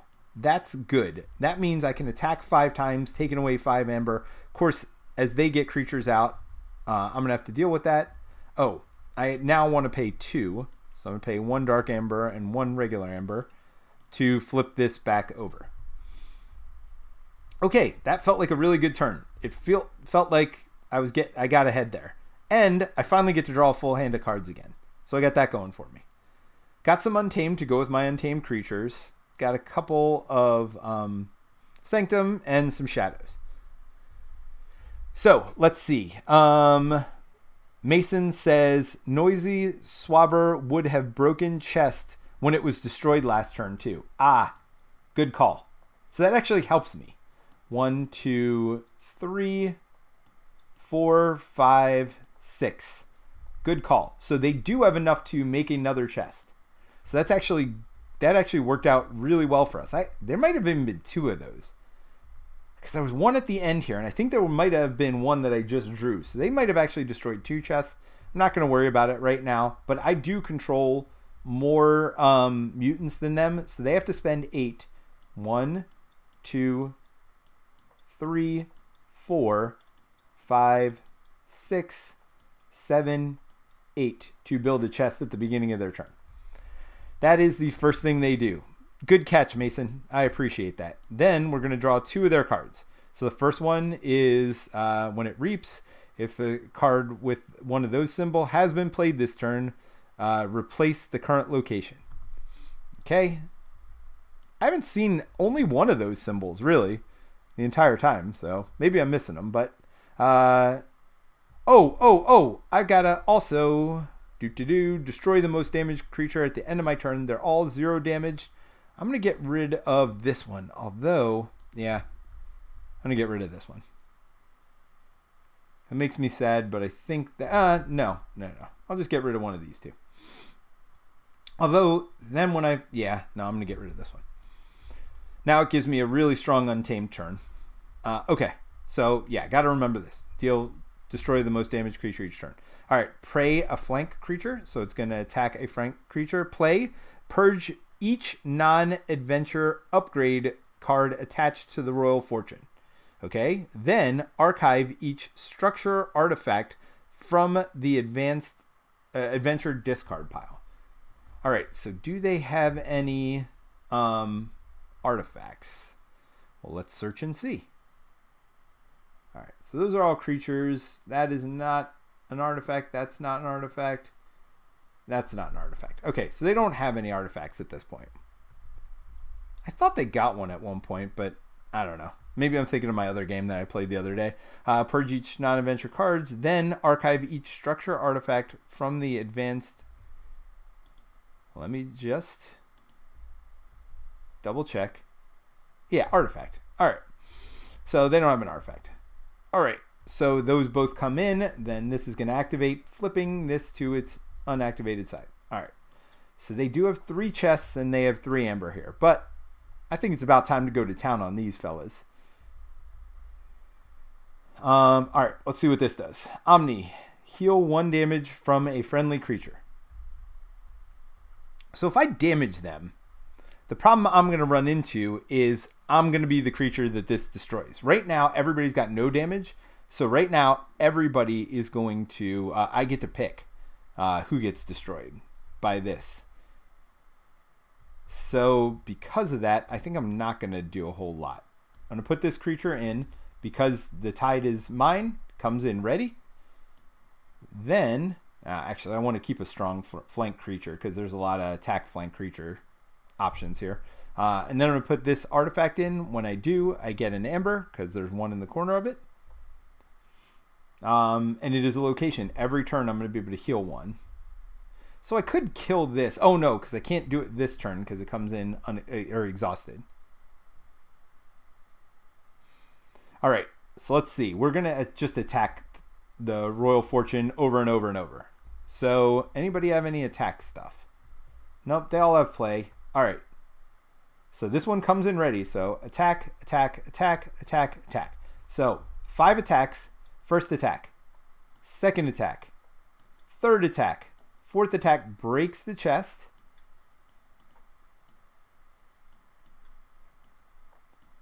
And whenever you break a chest, it gets 6 amber in it. So he's got 2 chests and 6 amber. So 1, 2, 3, 4, 5. So I get an extra attack. So that's another one gone. Bump, bump, bump. Another one bites the dust. All right. So I am I'm headed in the right direction. So end of my turn. Well, hold on. First, before the end of my turn, I am going to spend the 2 amber to flip this adventure card back over. End of my turn, this happens. Destroy the creature with the most damage. Nobody has damage, so we're going to destroy this Captain Pirate over here. And then this one is going to reap. Yeah, that's fine. Oh, 9 armor. Oh my gosh. Alrighty then. So he is going to get you closer to the end if any of those cards are played. But again, I haven't really seen many of those cards, so we'll see. Maybe I'm making a huge mistake here. All right, so I do draw 2 cards at the end of my turn. I'm going to ready this. Ba-dum-bump, bump, bump, ba-dum, bump, bump, ba-dum. All right, so let's see. 2 cards. Action. This is an artifact. So it does come in exhausted because all artifacts come in exhausted. Place 1 of the mutant creatures on the right flank of the Royal Fortune's battle line and exhaust it. You may lose 2 amber instead. Place 1 of your mutant creatures. Oh no. Oh no, no, no. This artifact's terrible. Alrighty. So then this comes in. I can spend 2 amber a turn, but I got to remember that I can do that. So reap, if there's a tailwind, replace the current location, and then archive an adventure card when it's destroyed. All right, so there. Oh, and then this one flips this over, so it is back to my turn. All right. I mean, I still think it might be the best thing. Well, destroying 5. I mean, it's still not terrible. What is this one? If there's a tailwind. Wait. This one comes in exhausted. This is exhausted, but I have to activate this. So when this reaps, which it will do, to give itself an amber. And no cards like that have been played, and we activated this. All right. So now we unready everything. Huh. Alrighty. If there's a tailwind, replace the current location. But only if there's a tailwind. So I could get rid of it by doing that. Alright, so I do bring a creature in ready. So I get that going for me. Which could destroy this, but then this location's going to destroy me. I need to get rid of 9 damage. I don't know how to do that. I mean, I guess all my creatures could attack it, but then they've all got 1 damage. And I'm going to have to get rid of them at the end of every turn. Well, unless I let this go off. And I still got to deal with all this stuff. All right, let's see if there's something I can do. Look at the top 3 cards of your opponent's deck. Discard 1 and put the others back in any order. Play steal 1. Shuffle red penny into your deck when it's destroyed, which would come in ready. All right. Taunt. This creature cannot be attacked unless they have taunt. Or neighbors can't be attacked. Shoulder ID can't fight. Steal 1, so that's that card again. Destroy each elusive creature. Interesting. When I play it. No elusive creatures here. It's not the worst time to play it, although I have shadows, so there are plenty of. So it enhanced it, so Lightbringer does have icons on it. So which icons? It just has a capture icon on it. So I would be able to capture 1 of their amber, which doesn't do anything because again they need 8 as long as I got this one in play. So those don't do anything. Heal 1 from each creature and gain amber. I don't necessarily need amber. Well, I do need amber to flip this or to stop this effect from happening, which this effect is terrible. So this, oh no, that's this effect. Yeah, so they're going to capture 1 of my creatures each turn until I do something about it. Destroy each elusive creature, put in ready, and capture 1. I don't really need any of those other cards. All right, so this would just be a taunter, and I could steal 1. And then attack to get rid of another one. So that would get rid of 2. And then look at the top 3 cards of their deck and do some stuff with it. Man, this is tough. All right, I'm going to do that. I'm going to play shadows. So first things first, I'm going to get an amber. And I'm going to look at the top 3 cards of their deck. Oh, but that would only work for archive cards. So that doesn't really do anything except for give me an amber. Then I'm going to put in Rad Penny. She's going to go over here. Coming in, she steals 1. I'm going to steal the not destroy my creatures ones. And then I get to put in this one, Shoulder ID. It comes in exhausted. So there's that. Now I get to do something with Rad Penny. Rad Penny is going to attack and deal 1 damage over here. Badink. Now I do have 2, so I'm going to spend the 2 to flip this back over to Tailwind. And I get to heal somebody, but nobody needs to be healed. I could also archive a creature from play. Oh, does somebody have a really good play effect? This one has a really good play effect. So you know what? I'm going to do this action because I am in shadows to archive this creature from play. Because that lets me reap with the 2 creatures next to it when I bring it back in. It's not bad. All right. So I think that is it for me. So I'm going to draw up 3 cards. Badink, badink, badink. Got a little bit of everything now, but I got a more Sanctum than anything else. And this card is Untamed. I got to remember that too. So let's unexhaust everything. I do kill something at the end of my turn. Do I care about this? do I want to destroy this? I don't really want to lose that. Oh. Well, I also don't want to archive an adventure card. And because there's no Tailwind, although it could switch to Tailwind. And then, so yeah, I'm going to destroy this creature. Although this one would change it out also. So when this is destroyed, I get to archive a card. Which is not exactly what I want. But it's not the thing I want. It's the thing I need. All right. So we're going to play the archive card and then 2 more. So there's that. Prey, the least powerful creature. Assault 3, don't love that. There's another pirate over here. And there's another pirate over here. Lots and lots of pirates. We'll figure out what they do in a minute. But first things first, this is going to reap. None of those cards have been played this turn. So it's just going to get an amber. And then the ship's going to activate, flipping this back over. And then place one of your mutant creatures on the right flank of the Royal Fortune's battle line and exhaust it. I can lose 2 amber instead. Man, that is something I got to start thinking about. Mutant creatures. Do I even have a mutant creature? Yes, I've got that one. Please don't be my only mutant. Ah, yeah, I got this. Got this one. All right. So there's that. Now, this is interesting. Oh, I guess they're just going to reap every turn, which is not great. It just says place 1. All right, I'm going to have to start getting some amber because I can't keep having them steal my creatures every turn. All right, so they're going to ready up all their stuff, and I'm going to go. And I'm going to do Untamed. So I'm going to draw this card into my hand. This comes in ready because of this. Skirmish, which is good. Fight, give the beast... Oh, give a beast creature 2+1 counter. Okay, so this beast is going to start buffing itself up here in a second, which is good. All right, so first things first, because it comes in ready because of this, I'm going to do this to fight. So which of these creatures is the worst for me? I mean, yeah, Prey, the least powerful. Yeah, this one's got to go. Reap, if there's a Tailwind, replace the current location. Which there won't be, so it won't matter. Although I don't want them reaping, of course. Destroyed, break a treasure chest. That would be good because they'd have to make a treasure chest, losing 2 amber, basically. But as long as this creature's out there, this one, then it doesn't matter. That's going to keep happening. All right, we're going to kill this one.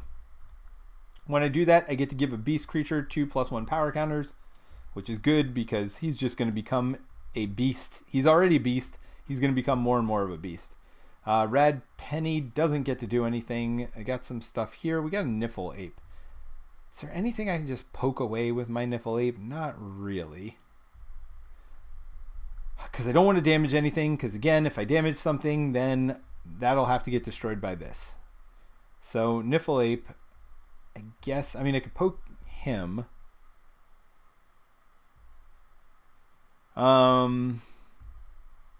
I mean, I got to do that. I got to get their amber down, right? But I also need 4 amber. Well, I'm not going to lose to this. So Tailwind, I don't think will hurt me too bad.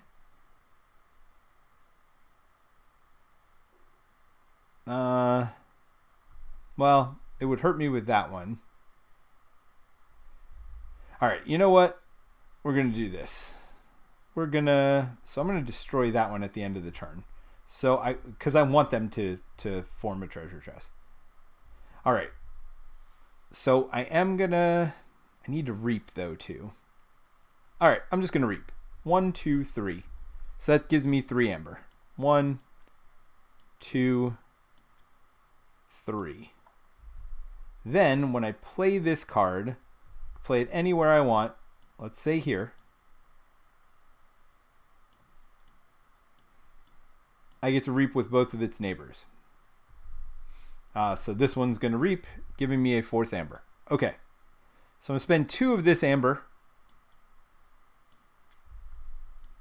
to get rid of Tailwind. Or not get rid of it. I wish. To flip Tailwind over. Oh, we got this one over here too. All right. So it's 2 to flip it over, 2 to stop this from happening. Because that's bull malarkey. Is the only way I can think of to describe that card right there. I'm going to go ahead and safe house. I am going to go ahead and take this one and archive it again. Oh, no. That's not Omni. Omni you can do on any turn. I can do this where I can heal a damage on any turn, but no, you can't do this unless I'd called Shadows for the turn. I'm not unhappy with where I am. I'm not totally happy, but not a whole lot I can do about it. All right, so we're going to do this. We're going to destroy this one. Again, this right here is going to destroy it, and then that'll break a treasure chest. So it destroys it, it breaks. Now, normally when they get Amber into their pool, Dark Amber, it's going to do damage to all their creatures, but it specifically says not when you break their treasure chest. So they're down to one treasure chest. But at the beginning of their turn, they're going to make a treasure chest. The nice part is, because of my Niflate, well, actually, let me unexhaust everything first and then draw back to my hand size. Because of my Niflate, their chests are going to cost 2 more. So I'm going to have them go 1, 2, 3, 4, 5, 6, 7, 8. And actually, I'm going to trade this one in for this one. I'll use Dark Amber instead. So that knocked them down basically 2 Amber doing that, which feels good.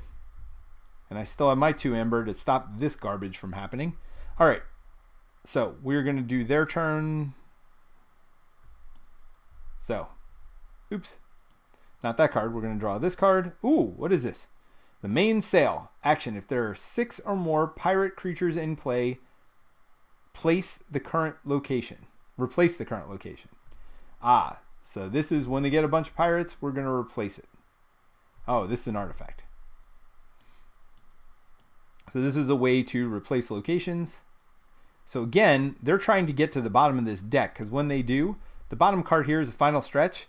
The wind is always tailwind. You can't switch it anymore. When the adventure card with a wind bonus icon is played, instead of resolving it, the Royal Fortune will escape. You can still spend a key. So we don't want them to get to that final card. So that's why this is bad for us. But it does come in exhausted. Ooh, Salty Hoarder. Taunt, prey the least powerful creature. Play, break a treasure chest. Then Salty Hoarder captures 2 from the Royal Fortune's pool. He is a mutant though. So he's going to break this chest. So giving them 6. 2, 3, 4, 5, 6. And then 2 of that is going to go right on top of them. So when I destroy it, he's just going to punch all of my guys, which isn't great. Gotta be honest, not great. For 2.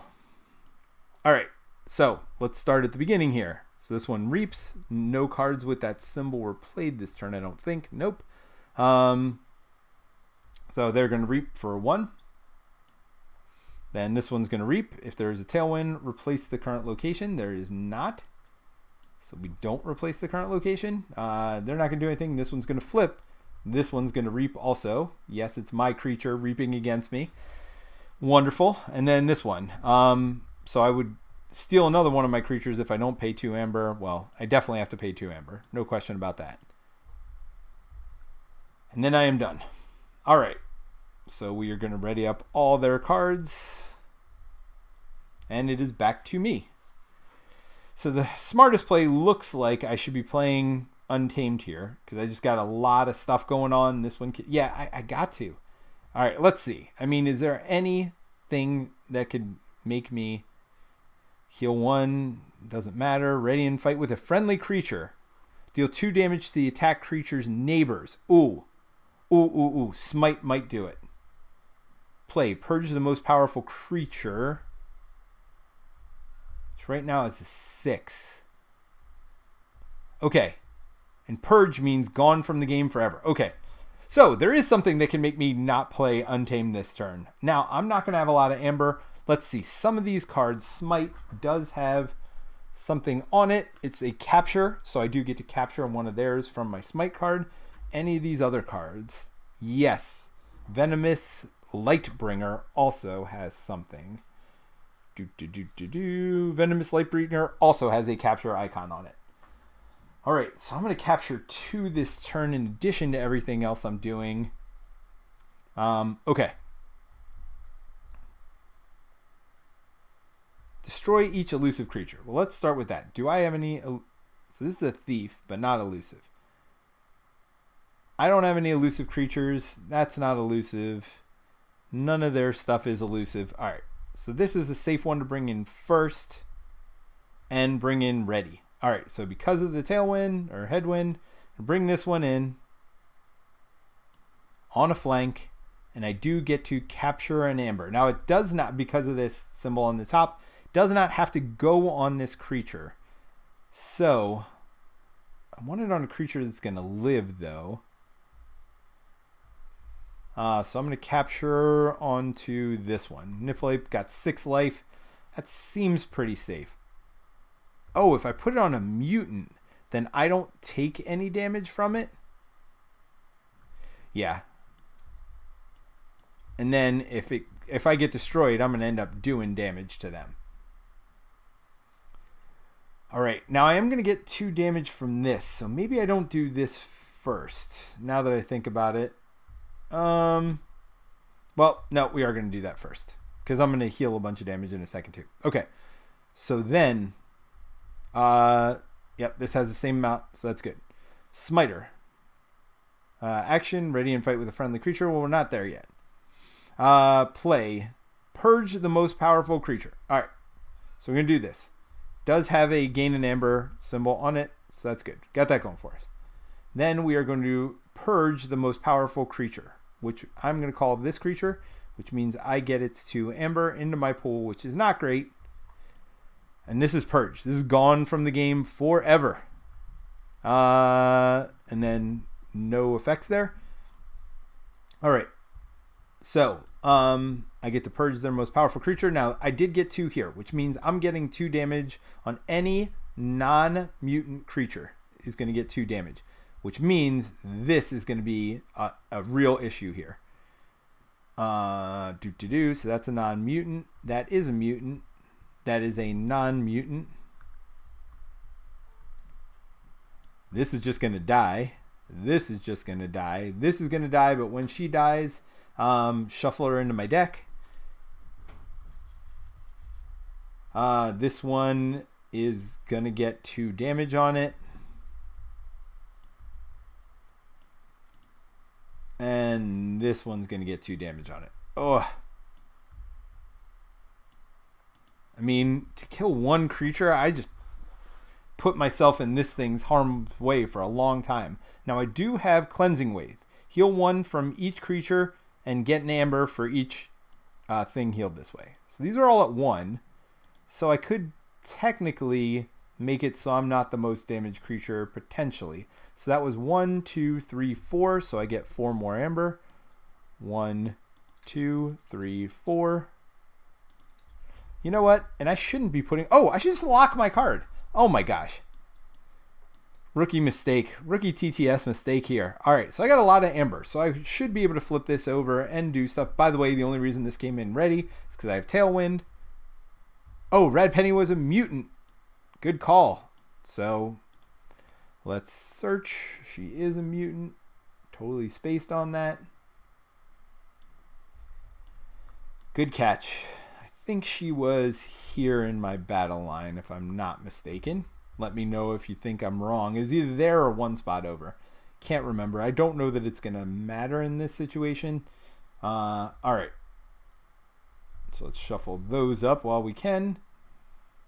This is a Omni event, so I can do it on any player's turn. All right. I think I want to get rid of this shadows thing.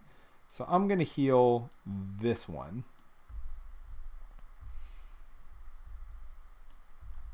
With my my healing mushroom. So really, I'm going to lose 1 this turn, and then I'm going to lose 1. Well, if I damage something, I won't lose 1 next turn. So we'll see. We'll see if we can't make this work. All right. I still have 2 more things. So play, ready and fight with a friendly creature, deal 2 damage to the attacked creature. Oh, 2 damage to their neighbors.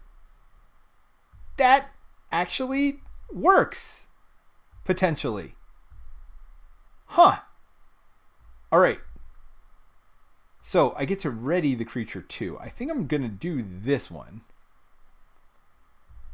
And this has a capture icon on it again. So I'm going to do this. I'm going to capture with this mutant. Wait, the mushroom is each friendly creature? Oh my gosh! Wow! All right, Mason, thank you so much. Oh, wow. Holy cow. All right, that worked out way better. I'm glad Mason's here because I would have messed this up big time. Holy moly. From each friendly creature? That is amazing. All right, so either way, I don't have to worry about being the most damaged creature anymore. So that does not matter to me anymore. So I'm going to do one poke here. Wait, 1, 2, 3, 4, 5, 6, 7, 8. All right, I have to think about this. If I attack, which seems good, right? Because then it would take it down to 7, but they're not going to forge a key. And I actually want them to forge a key because if they forge a key, they're basically losing to Ember because it costs them 8 to forge it. And then, yeah, so I am not going to attack. I'm going to reap over here. Never bad to have more Ember. And then that's it for my Sanctum creatures. But, oops, when I played this, I ready and fight with the creature. And then their neighbors get 2. Oh, and that has a capture icon. Oh, I'm sorry. I did that way out of order. All right. Sorry. Not reaping with this yet. We'll keep this over here. Let's finish playing the card we played. So first thing we did was capture. So I think we did do the capture part of that. The next thing we do, though, is ready and fight with a creature. I'm going to fight with this one. He's going to attack over here, doing 5 damage, and then 2 to its neighbors, but this one has 9 armor, so not an issue. But then he gets to add, after fighting, give a beast creature 2+1 power counters. So up to 7 damage, almost enough to destroy the... Oh! Neighbors would include the Royal Fortune, though, if I attacked here. So it would have done 2 to the Royal Fortune, which would have gotten rid of 1 of its Amber. So now I'm rethinking things. Now I guess I will go ahead and attack with this. And I'm going to attack. Yeah, I'll just attack them. Because that's how you win. Got to get rid of them. Although this one's going to keep taking my Amber each turn. That's okay. All right, so I've got 2. So I'm going to spend 2 to change the wind. Oh, I still have this creature too, by the way. Let's go ahead and play this one. We'll play you over here. General has enhanced other creatures with capture. Maybe even the creatures played this turn. All right. So I feel like things are in good state right now.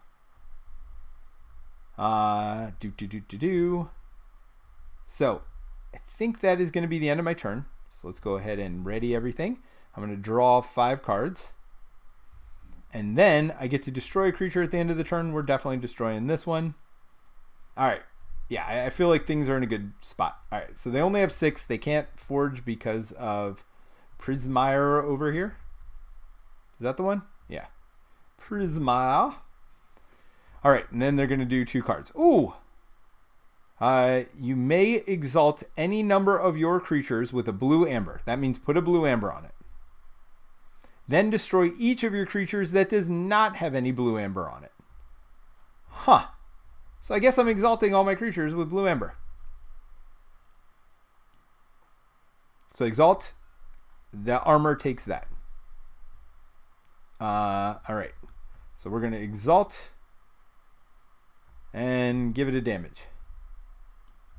But again, I can heal all this damage in 2 seconds anyway. Going to exalt this one. It's a mutant, so it doesn't take damage. So we're going to copy and paste. All right. Niffle-Ape is going to take a damage. So it gets an amber and a damage. Rad Penny gets the amber, but it's a mutant, so no damage. This beast will get a and a damage. And this one gets that. And what? The angel's not a mutant? Come on. And the damage. But again, I had the mushroom, so that's this damage not going to bother me because of this wonderful mushroom here, which I forgot to unexhaust. All right. So that's it. Oh, I didn't have to exalt this one. So this one already had 2 on it. I'm not gonna hurt myself worse if I don't have to. All right, so that was their first card. Their second one is this: Prey the least powerful creature. Any amber. So play fight captures an amber from you. So he gets rid of that and turns it into a dark amber, which I do not like because that, when I get it back, is going to hurt all my guys. All right, so everybody's done there. Going to do this, which flips it over. Then this reaps. All right, it looks like, what is my best play here? Ooh, Assault 2 and Bulwark's neighbors get Assault 2. And Cleansing Wave, which would get me a lot of amber. So I'm going right back to, what do I have the most of? I do have more Untamed on the board, and I can get another one with Skirmish. Discard a card from your hand if you do draw a card, or Fight, gain 2 amber. Huh. Oh, we do have to ready up all their creatures. Oh, I'm forgetting. Got to do this. Going to spend 2 to make that not happen. This one, place one of your mutant creatures on the right flank. And then this one, if there are 6 or more pirate creatures in play, replace the current location, which there are definitely not. So that was both of their actions. Now their turn's done. All right, back to my turn. Yeah, I'm going to go to Sanctum. So I'm going to play Bulwark here. So Bulwark has Assault, and its neighbors get Assault 2. Before the attack, do 2 damage to the... So, yeah, I'm going to start doing some damage over here to the ship with that, looks like. All right. Then I'm going to play... Oh, and Bulwark does have some symbols. What does Bulwark have? Bulwark just has an amber on it, so I'm going to get an amber. Do-do-do. All right. Then I'm going to play my Cleansing Wave, heal 1 damage from every creature, and then get an amber for each damage healed. So that is 1 healed, 2 healed, 3 healed, 4 healed. That's 4 amber, which will keep this train running. So 1, 2. And then I'm just going to flip this for the other 2. But yeah, that'll let me avoid this and keep flipping this, which makes me happy. Although I don't know that it matters because they're not going to win from this. But there's a lot of cards that say if you got Tailwind, whatever. So we're going to keep it going. All right, so I get to do stuff with all of my Sanctum things. You know what? I'm going to destroy this to get it. Actually, I don't want it back in my deck. So I'm not going to destroy this. He's just going to attack, getting rid of 1 of their amber. Yeah. And then we're going to attack over here again. So because Bulwark's his neighbor, I have Assault 2, which means I do 2 damage before. Going to attack. So first things first, I do the 2 damage. Then I do my attack damage. So that gets rid of 2. Then Bulwark's going to attack and do the exact same thing. All right. I feel like we're getting there. I feel like we're at the home stretch, everybody. They got 1 chest left. I'm getting rid of stuff. Everybody's healed. This is going to destroy somebody at the end of the turn. If I do this, I get the amber. But then, all my creatures take 1, which I'll then easily be able to heal next turn. So that's okay. Yep. So end of my turn, I guess I should ready. I should draw my 2 cards. So there's 1, and then reshuffle my deck. Draw another one. Ooh, good. Another Cleansing Wave. Because I'm about to take a bunch of damage. All right, so I take a damage again because I got an amber to my pool to every non-mutant creature that I have in play. Gets 1 damage. So wait, when does this happen? End of your turn. Well, yeah, because the only reason I took the damage is because that creature got destroyed. So yeah, all this is correct. All right. So that's not a mutant. That is a mutant. That's not a mutant.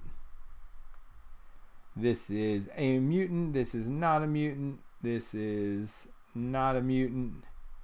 This is not a mutant. Oh, this is a mutant and has armor. By the way, this one has armor also, so I'm not taking that damage either. He's my general. Can't be taking damage. All right, so that's everything.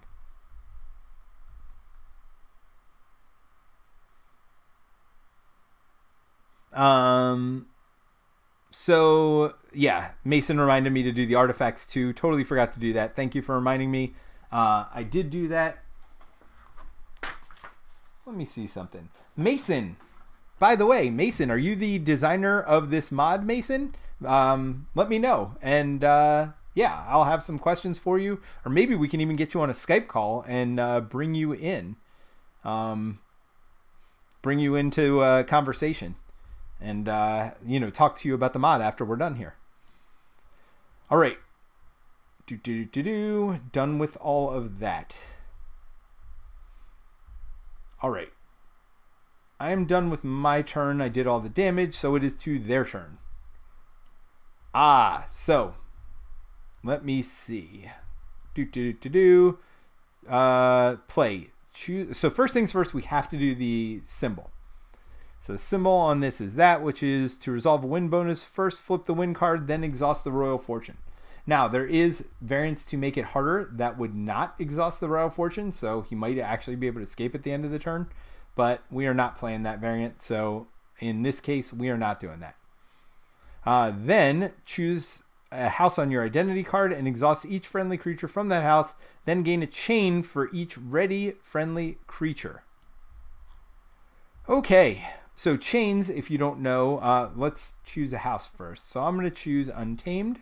We'll go ahead and exhaust these 3 creatures. Then I'm going to get chain for each house that I have that is, or for each card that is not ready. So I get 1, 2, 3, 4, 5. So I'm going to get 5 chains. I don't think there's a chain tracker in here. So actually, we will do components, custom. We will make our own chain tracker. So I do get 5 chains. Although I'm going to remind myself, 5 chains, I believe, means we draw 2 less cards at the end of the turn. And then when it goes to 4, I believe it's 1. If anybody knows the answer to that, let me know. That's the one thing, Mason, that you could put in here. You could put chain trackers. I know they have them. But yeah, it would be nice to have one. So that's done. All right. So now one more card. Oh, lovely. So what does this say? Resolve the wind bonus icon. So if there are more pirates than friendlies, then they escape. But there are definitely not more friendly or pirates than friendly creatures. Play. Shuffle each pirate creature from the adventure discard pile into the adventure deck. Then archive an adventure card for each key your team has forged this game. Whoa. All right. So we're going to archive 3. Oh, then. So first things first, we add the pirates back. Captain, what's his name's a pirate. First mate is a pirate. There's a pirate. There's a pirate. There's a pirate. There's a pirate. There's a pirate. Lots and lots of pirates. All right. So this game does accelerate. By the way, I don't know, Mason, if you've designed any other games, but you're doing a very good job of accelerating the enemy. Kudos, man. So we're going to add 3, 1, 2, 3 to their archives, which means if you archived it this turn, it doesn't do anything. Because I've forged 3 keys this game, by the way, is why we do that. It doesn't do anything this turn. Starting next turn, you're going to play all these first. All right, so they are going to reap over here. And then we do this. I got to spend 2 amber to make sure that they do not steal another one of my creatures. And then if there's 6 or more pirate creatures in play, replace your current location. That's not going to happen. All right, so end of the turn. They unexhaust everything. I do not. We've got this on the right side, so so I've got this Ember Heart here, which has a capture icon on it. So I'm gonna go ahead and play Ember Heart first to capture something. I'm gonna capture, and again I get to choose who it goes on. We'll just put it over here. That's fine. Then I have Healing Wave, so let's go ahead and do that. That one doesn't have any icons, but I heal 1, 2, 3, 4 creatures. So I do get 4 Ember. By the way, they only have 2 right now, but I'm going to get 1, 2, 3, 4 Ember. Badink. Not putting any creatures into play, so I'll just spend the 2 to flip this over. Alrighty.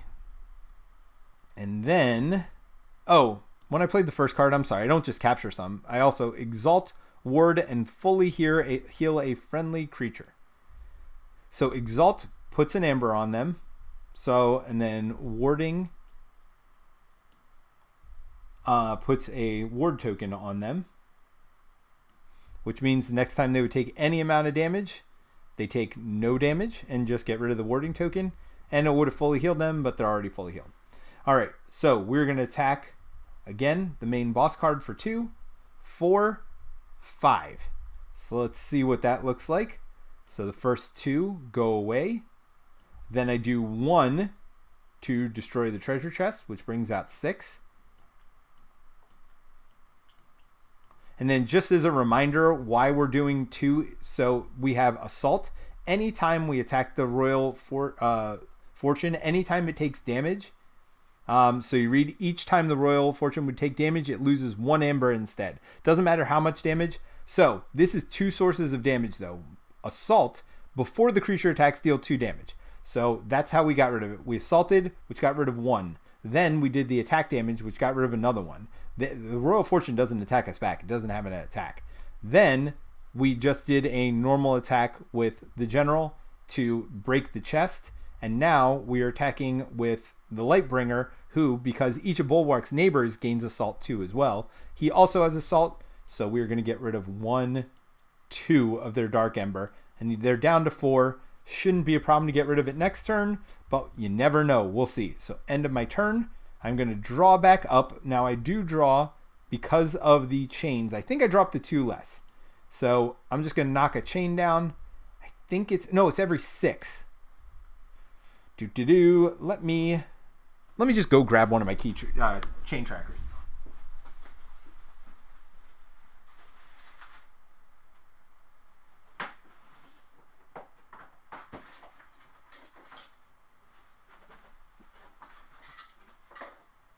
Alrighty. I grabbed the key first, not a chain tracker. All right, so let's see. 6 is only -1 card. So when you go to 7, it's -2 cards.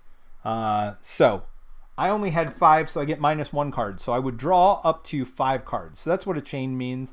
And then you remove a chain. So I had 5 chains. Now I'm down to 4 chains because of that.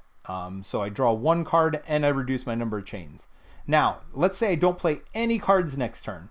I would still reduce my chains because I'm drawing 1 less card, so I'm only drawing to 5 cards. So that all works out. All right, end of my turn. I get to destroy something, or have to destroy something because of this thing. There's that.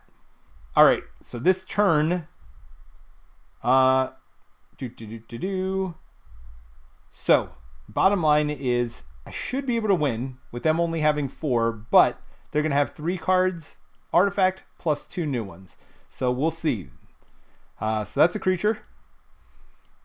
So far, so good. That is a creature as well. Taunt, immediate left of the Royal Fortune.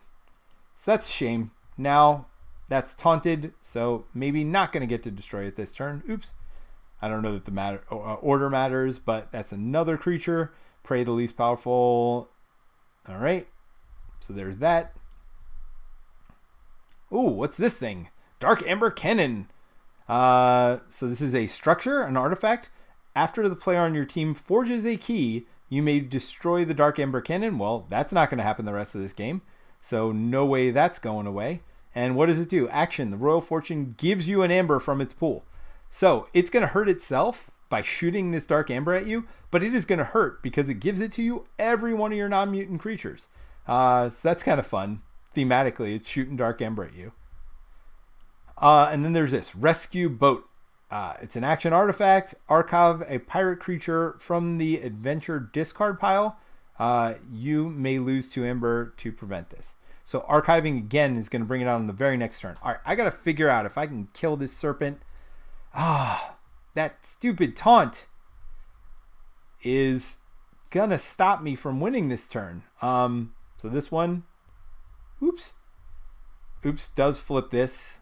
And then we do their things. I'm going to have to discard 2 amber to make sure that doesn't happen. And then if there's 6 or more pirate creatures, replace the current location. There are not. There's only 2 pirates in play. But this is my big problem. This stupid serpent. Now, I can just draw stuff, but then I'm going to have to deal with these guys next turn. Prey the least powerful. Prey and assault. I don't like that. Is there anything I can do about this? Alpha, steal 1. Ooh! Ooh. So wait, what's the rule? How do we win? Do I have to do a damage after they have none left? Or they just... Oh no, they just have to have none. When? Well, are either of these going to reap? Nope, that one attacks, that one attacks.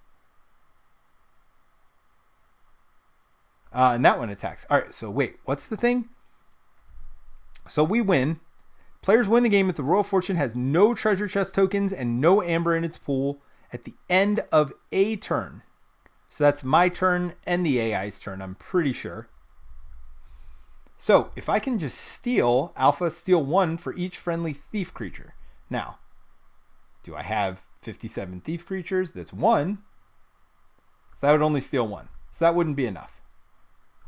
What does this do? Play. If you have more amber than your opponent, they discard a random card from their hand and you draw a card.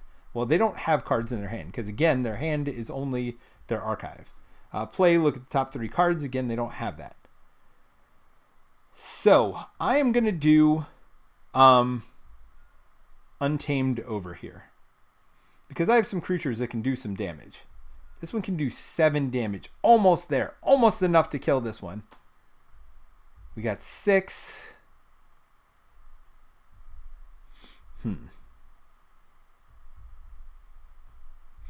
All I need to do is get rid of these. All right, let's see. Let's see if I can figure something out here. I think I'm going to do Untamed. Ooh, Skirmish. When you do, this creature gains fight. It is dealt no damage in return. Reap, discard a card from your hand. Skirmish. Put it next to Bulwark. Yes. Okay. When you fight, gain 2. Okay. All right, one of these is going to come into play. Ready? This one. All right, and then this one's going to be coming exhausted. All right, I might be able to do this. Might. All right, first things first. He's going to attack for 7. Skirmish damage. Give the beast creature 2 +1/+1 counters. Any beast creature I want, which will just be him again. So that was 7 damage on this Poseidon's thing. Then, because of Skirmish, takes no damage in retaliation. They're more friendly than mutant creatures.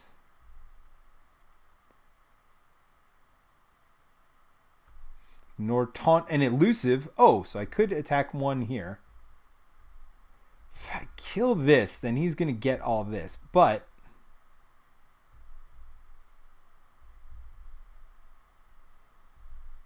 so, Oh, yeah, I got to ready all their stuff. All right, how do I do this? So if I do this, my creature is going to die. So I can assault here. Let's do this. So he assaults because of Bulwark. So it does 2 damage before anything else is done. So 2 damage here. This creature's dead. Doesn't get to attack back. So I'm not giving them any amber at least. I got that going for me. They're sitting on 4 right now. I don't think I can get rid of all 4 of it. I can get close. So I assaulted, then I would have gotten to attack, but there's no creature still there. Unfortunately. But I can do... Oh! No, wait a minute. He has a whatchamacallit. So I'm not doing that. Not doing that.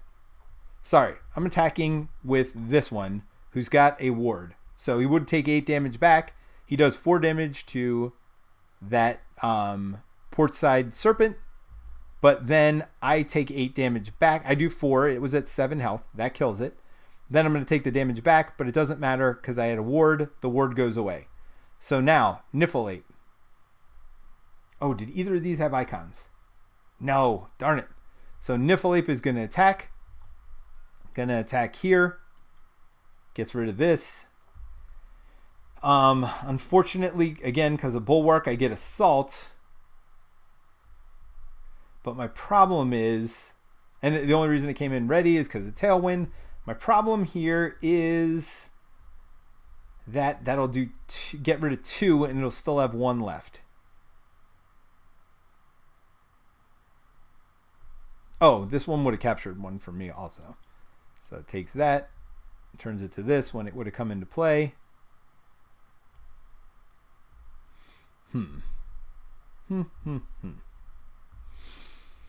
All right, what to do here. I'm going to destroy something. So I'm just going to attack and destroy this. No, I'm going to attack and destroy this. So I have Assault 2, so it's going to do 2 damage there first. Then it has Skirmish, so it does 2 damage. So this comes to me. This goes away. So that was 4 total damage. I don't get attacked back. All my mutants take a damage, but then I'm just going to heal it all. Nobody's at 1 life, or all my non-mutants take a damage. Nobody's at 1 life, so it doesn't matter. This will heal it all, which is freaking great in this scenario. By the way, I had not played this scenario before, and I did not know my deck had this mushroom, but it has been a game changer for sure. All right, so it's sitting on 3. So as long as it doesn't get a Taunter again, and even if it does, I feel like I'm starting to build up enough of a hand to be able to deal with it. So I think that's all I can do. So let's go ahead and ready all my stuff. Let's go ahead and draw 2 cards. I don't get to draw all 3 because I have chains. Let's reduce the number of chains. Let's do their turn. And yeah, it's going to be that in a second, I think.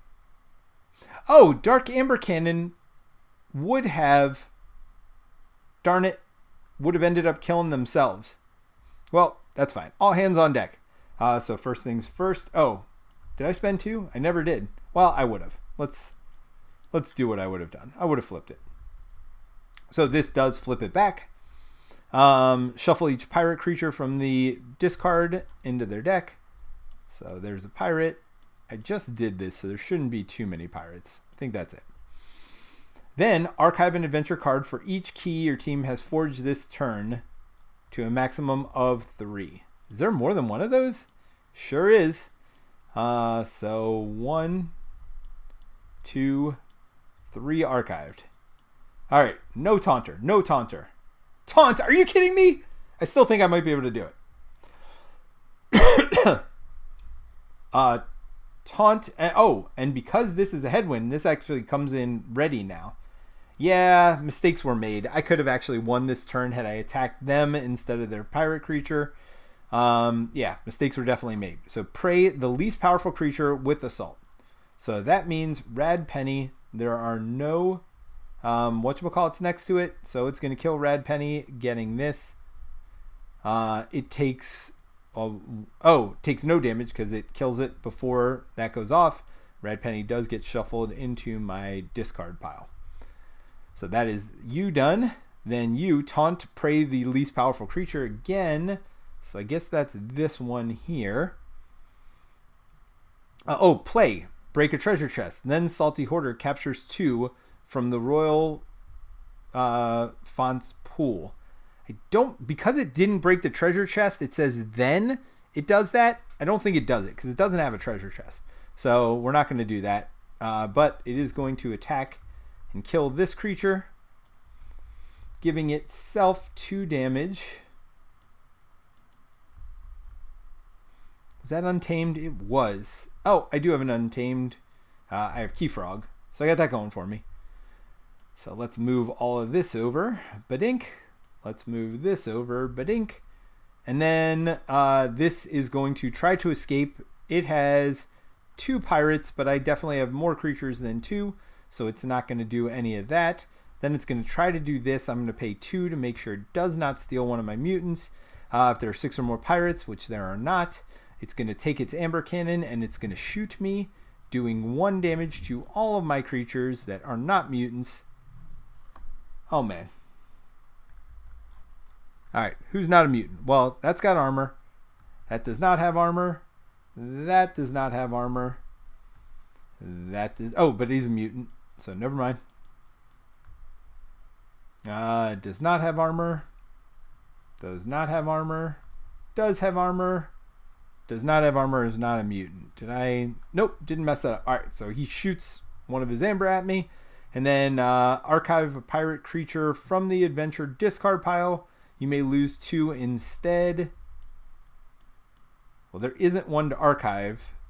So I guess I'd lose as many as I could. We'll say that is the rule. I think that's probably right. So because I couldn't do that, I discarded as much as I could. All right. So we got this stupid taunter here. Is there any house that I can choose that I can do 3 damage? I feel like there is. I feel like it's Untamed. All right. So we're going to put Untamed. We're going to put this in. He's going to attack, doing tons of damage here, killing this creature. Goodbye, creature. All right. So that is Untamed. Not next to Bulwark, so can't do anything there. At the end of the turn, this one's going to get defeated. So let's just attack. Well, hold on. Oh, my other guy had attack gain or fight gain 2, and I fought with him last turn, so I would have 2. So I would have lost both of it, and I still would have had my Dark Amber. Missed that trigger. I knew. I was like, wait, don't I have a creature that fights? All right. So this one's got assault, meaning it's going to do 1 for the assault and 1 for the attack. Does anybody else have a reap ability? This one doesn't. So KeyFrog's going to come in. That's right. KeyFrog does the damage. You heard it here first. The KeyFrog. Niffleape. And this. So nobody has any extra abilities I can do. They don't have stuff. So I am just going to reap twice. Don't think I need to change the wind. I think I'm good with the wind as is. End of my turn. Destroys a creature. I think I'm good. So let's go ahead. We're going to play these 3 and then 2 more. And if they don't get any Ember, I win. You know what? Why not? I'll spend the 2 to flip it. Just to be safe. Nicely done, says Mason. Oh, Mason, does it happen immediately? It says at the end of the turn. So is that my turn or their turn? Oh, do I win immediately? I guess so, because there is actually, I did read a rule in the back. So he's got, Mason has lots of rules in here to make it harder. And one of them is players only win at the end of the Royal Fortune's turn. So actually, I guess I do win. I won at the end of my turn. Sweet. All right. So that is a win. All right, Mason. Well, thank you for making this. This has been really fun. For those of you who haven't played KeyForge before, hopefully this gives you a little bit of an idea of how to play KeyForge. KeyForge decks are $10 a piece. You can buy them. You could play this scenario with any deck. Doesn't need to be this deck. It doesn't need to be a mass mutation deck. It doesn't need to be any specific kind of deck. The great part about KeyForge is it's a great competitive game, and now you have 3 adventures to play with. So if you buy one $10 deck now, you have the 2 free ones that are available through Fantasy Flight, Asmodee themselves, online. Just go to their website, and then you've got this free one as well. So Mason made this one. I've got in my show notes, I've got where to download it from or where to get to the Tabletop Simulator mod. He does not have any decks in here, but you can just go to the KeyForge vault, find one of your decks and put it in here. Actually, there's a way to do a random deck too, right? So actually, you don't even need to do that. You can literally take any deck from any expansion ever, anywhere. It'll just randomly generate one for you. So for example, this one is also, it looks like a mass mutation. Now the problem with getting mass mutations here is you're not going to know what the icons are. So if you look at the blue highlighted stuff here, like Rad Penny, it has an icon on it, but we don't know what that is. So if you noticed on mine, the only reason I knew is I had the physical cards here. So you know what? You don't have to play with that one. That's fine. You get rid of this one, and you do a random deck again, and it'll get you a new random deck. So that's the nice part about it. If you literally go to this mod, even if you've never played KeyForge before, well, first of all, read the KeyForge rules, because I did an okay job explaining. I didn't do a great job explaining. This one doesn't have any blue on it, so that means it's not from mass mutations. So this one will work just fine. So you take the deck, and you just start playing. And the deck list is on the back. That one's got a card with a different back on it. You'll notice that's what I use to put my Ember on. And that's it. So I do think that this is in there with all of the... I mean, I guess the best thing I can say about it is I think it's at least as good as any of the KeyForge adventures that have come out before it. So any of the official ones. I think, Mason, you did a great job here. I'm not just saying that because Mason's here. I really do think it's fun. It's thematic. I love how they're shooting their Amber at you with the cannon, which hurts all your creatures. I did cheat a little bit here in the fact that I used a mass mutation deck. I didn't really know that all this stuff was going to do damage for to anything but mutants. So it would probably have been harder if I had been using a non-mass mutation deck. But as I said at the beginning, mass mutation is my favorite expansion in the game. My favorite, I mean, it's not really expansion, standalone, whatever, deck list, deck set. But no, it's super fun. I'd say it's as good as any of the other ones. I would say the Keyraken one requires a lot of fighting. This one kind of does as well because you can only do damage if you fight. This one might be a step more complicated, I would think, than the Keyraken one. Most of the stuff on Keyraken is pretty self-explanatory. I don't think it's that much of a step up in complexity, though. And then the other one, Abyssal Conspiracy, is a lot more complex. There's a lot more going on with the board. That one's enjoyable, too. But no, I enjoyed this one as much as any of the official ones. I will say it didn't correct the one mistake I have with all of... Actually, Abyssal Conspiracy doesn't have this. But I think this one and Rise of Keyraken have one thing. I don't know if it's a mistake, but it's not my favorite thing, which is the one battle line. One battle line is not fun, and it comes straight from Rise of the Keyraken, so there's no problem here. It's not a problem in a one-player game. Might not even be a problem in a two-player game. But the problem is, even in any multiplayer game, 2, 3, 4, you start building up all these enemies on the board, right? And again, I'm not drawing creatures, but you start having all these creatures on the board. And so by the time it gets to whoever's turn the third player is, there's already 2 or 3 creatures on the board. And now they're going to get attacked by those 2 or 3 creatures. Fixes it a little bit with the wind, because when the wind's flipped over, at least your first creature comes in ready so you can attack it right away. But I do think that's a problem with higher player counts with this one and with Rise of the Keyraken. Abyssal Conspiracy fixes it, quote unquote, fixes it by having each player have their own enemy area. So I do like that better. I don't know how he could have done it here. I do think it's slightly fixed by the Tailwind, by, again, your first creature comes in ready. But I do think that that's still going to be a problem at higher player counts. The other thing is there's not a whole lot for you to do when it's not your turn in a higher player count game. So the game does slow down in those situations. It can bog down. It can feel like it's a while. So again, I recommend all these KeyForge adventures solo. I think they're okay 2-player, but I think solo is really the best count for most of them. Abyssal Conspiracy being the exception. But no, I mean, this was really good. I didn't get to see a lot of these locations. I guess I wish I would have seen more of them. I know there was a lot of situations where I could have seen them. I guess I just did a good job managing it. And again, you don't necessarily want this to go too quickly because, you know, when you get to the end of the deck, this like could kill you any second now, because literally anytime that icon comes up, you just they escape. So you need the keys. Now I didn't need to use any, and again, I was playing normal mode. I wasn't using hard. I wasn't using advanced.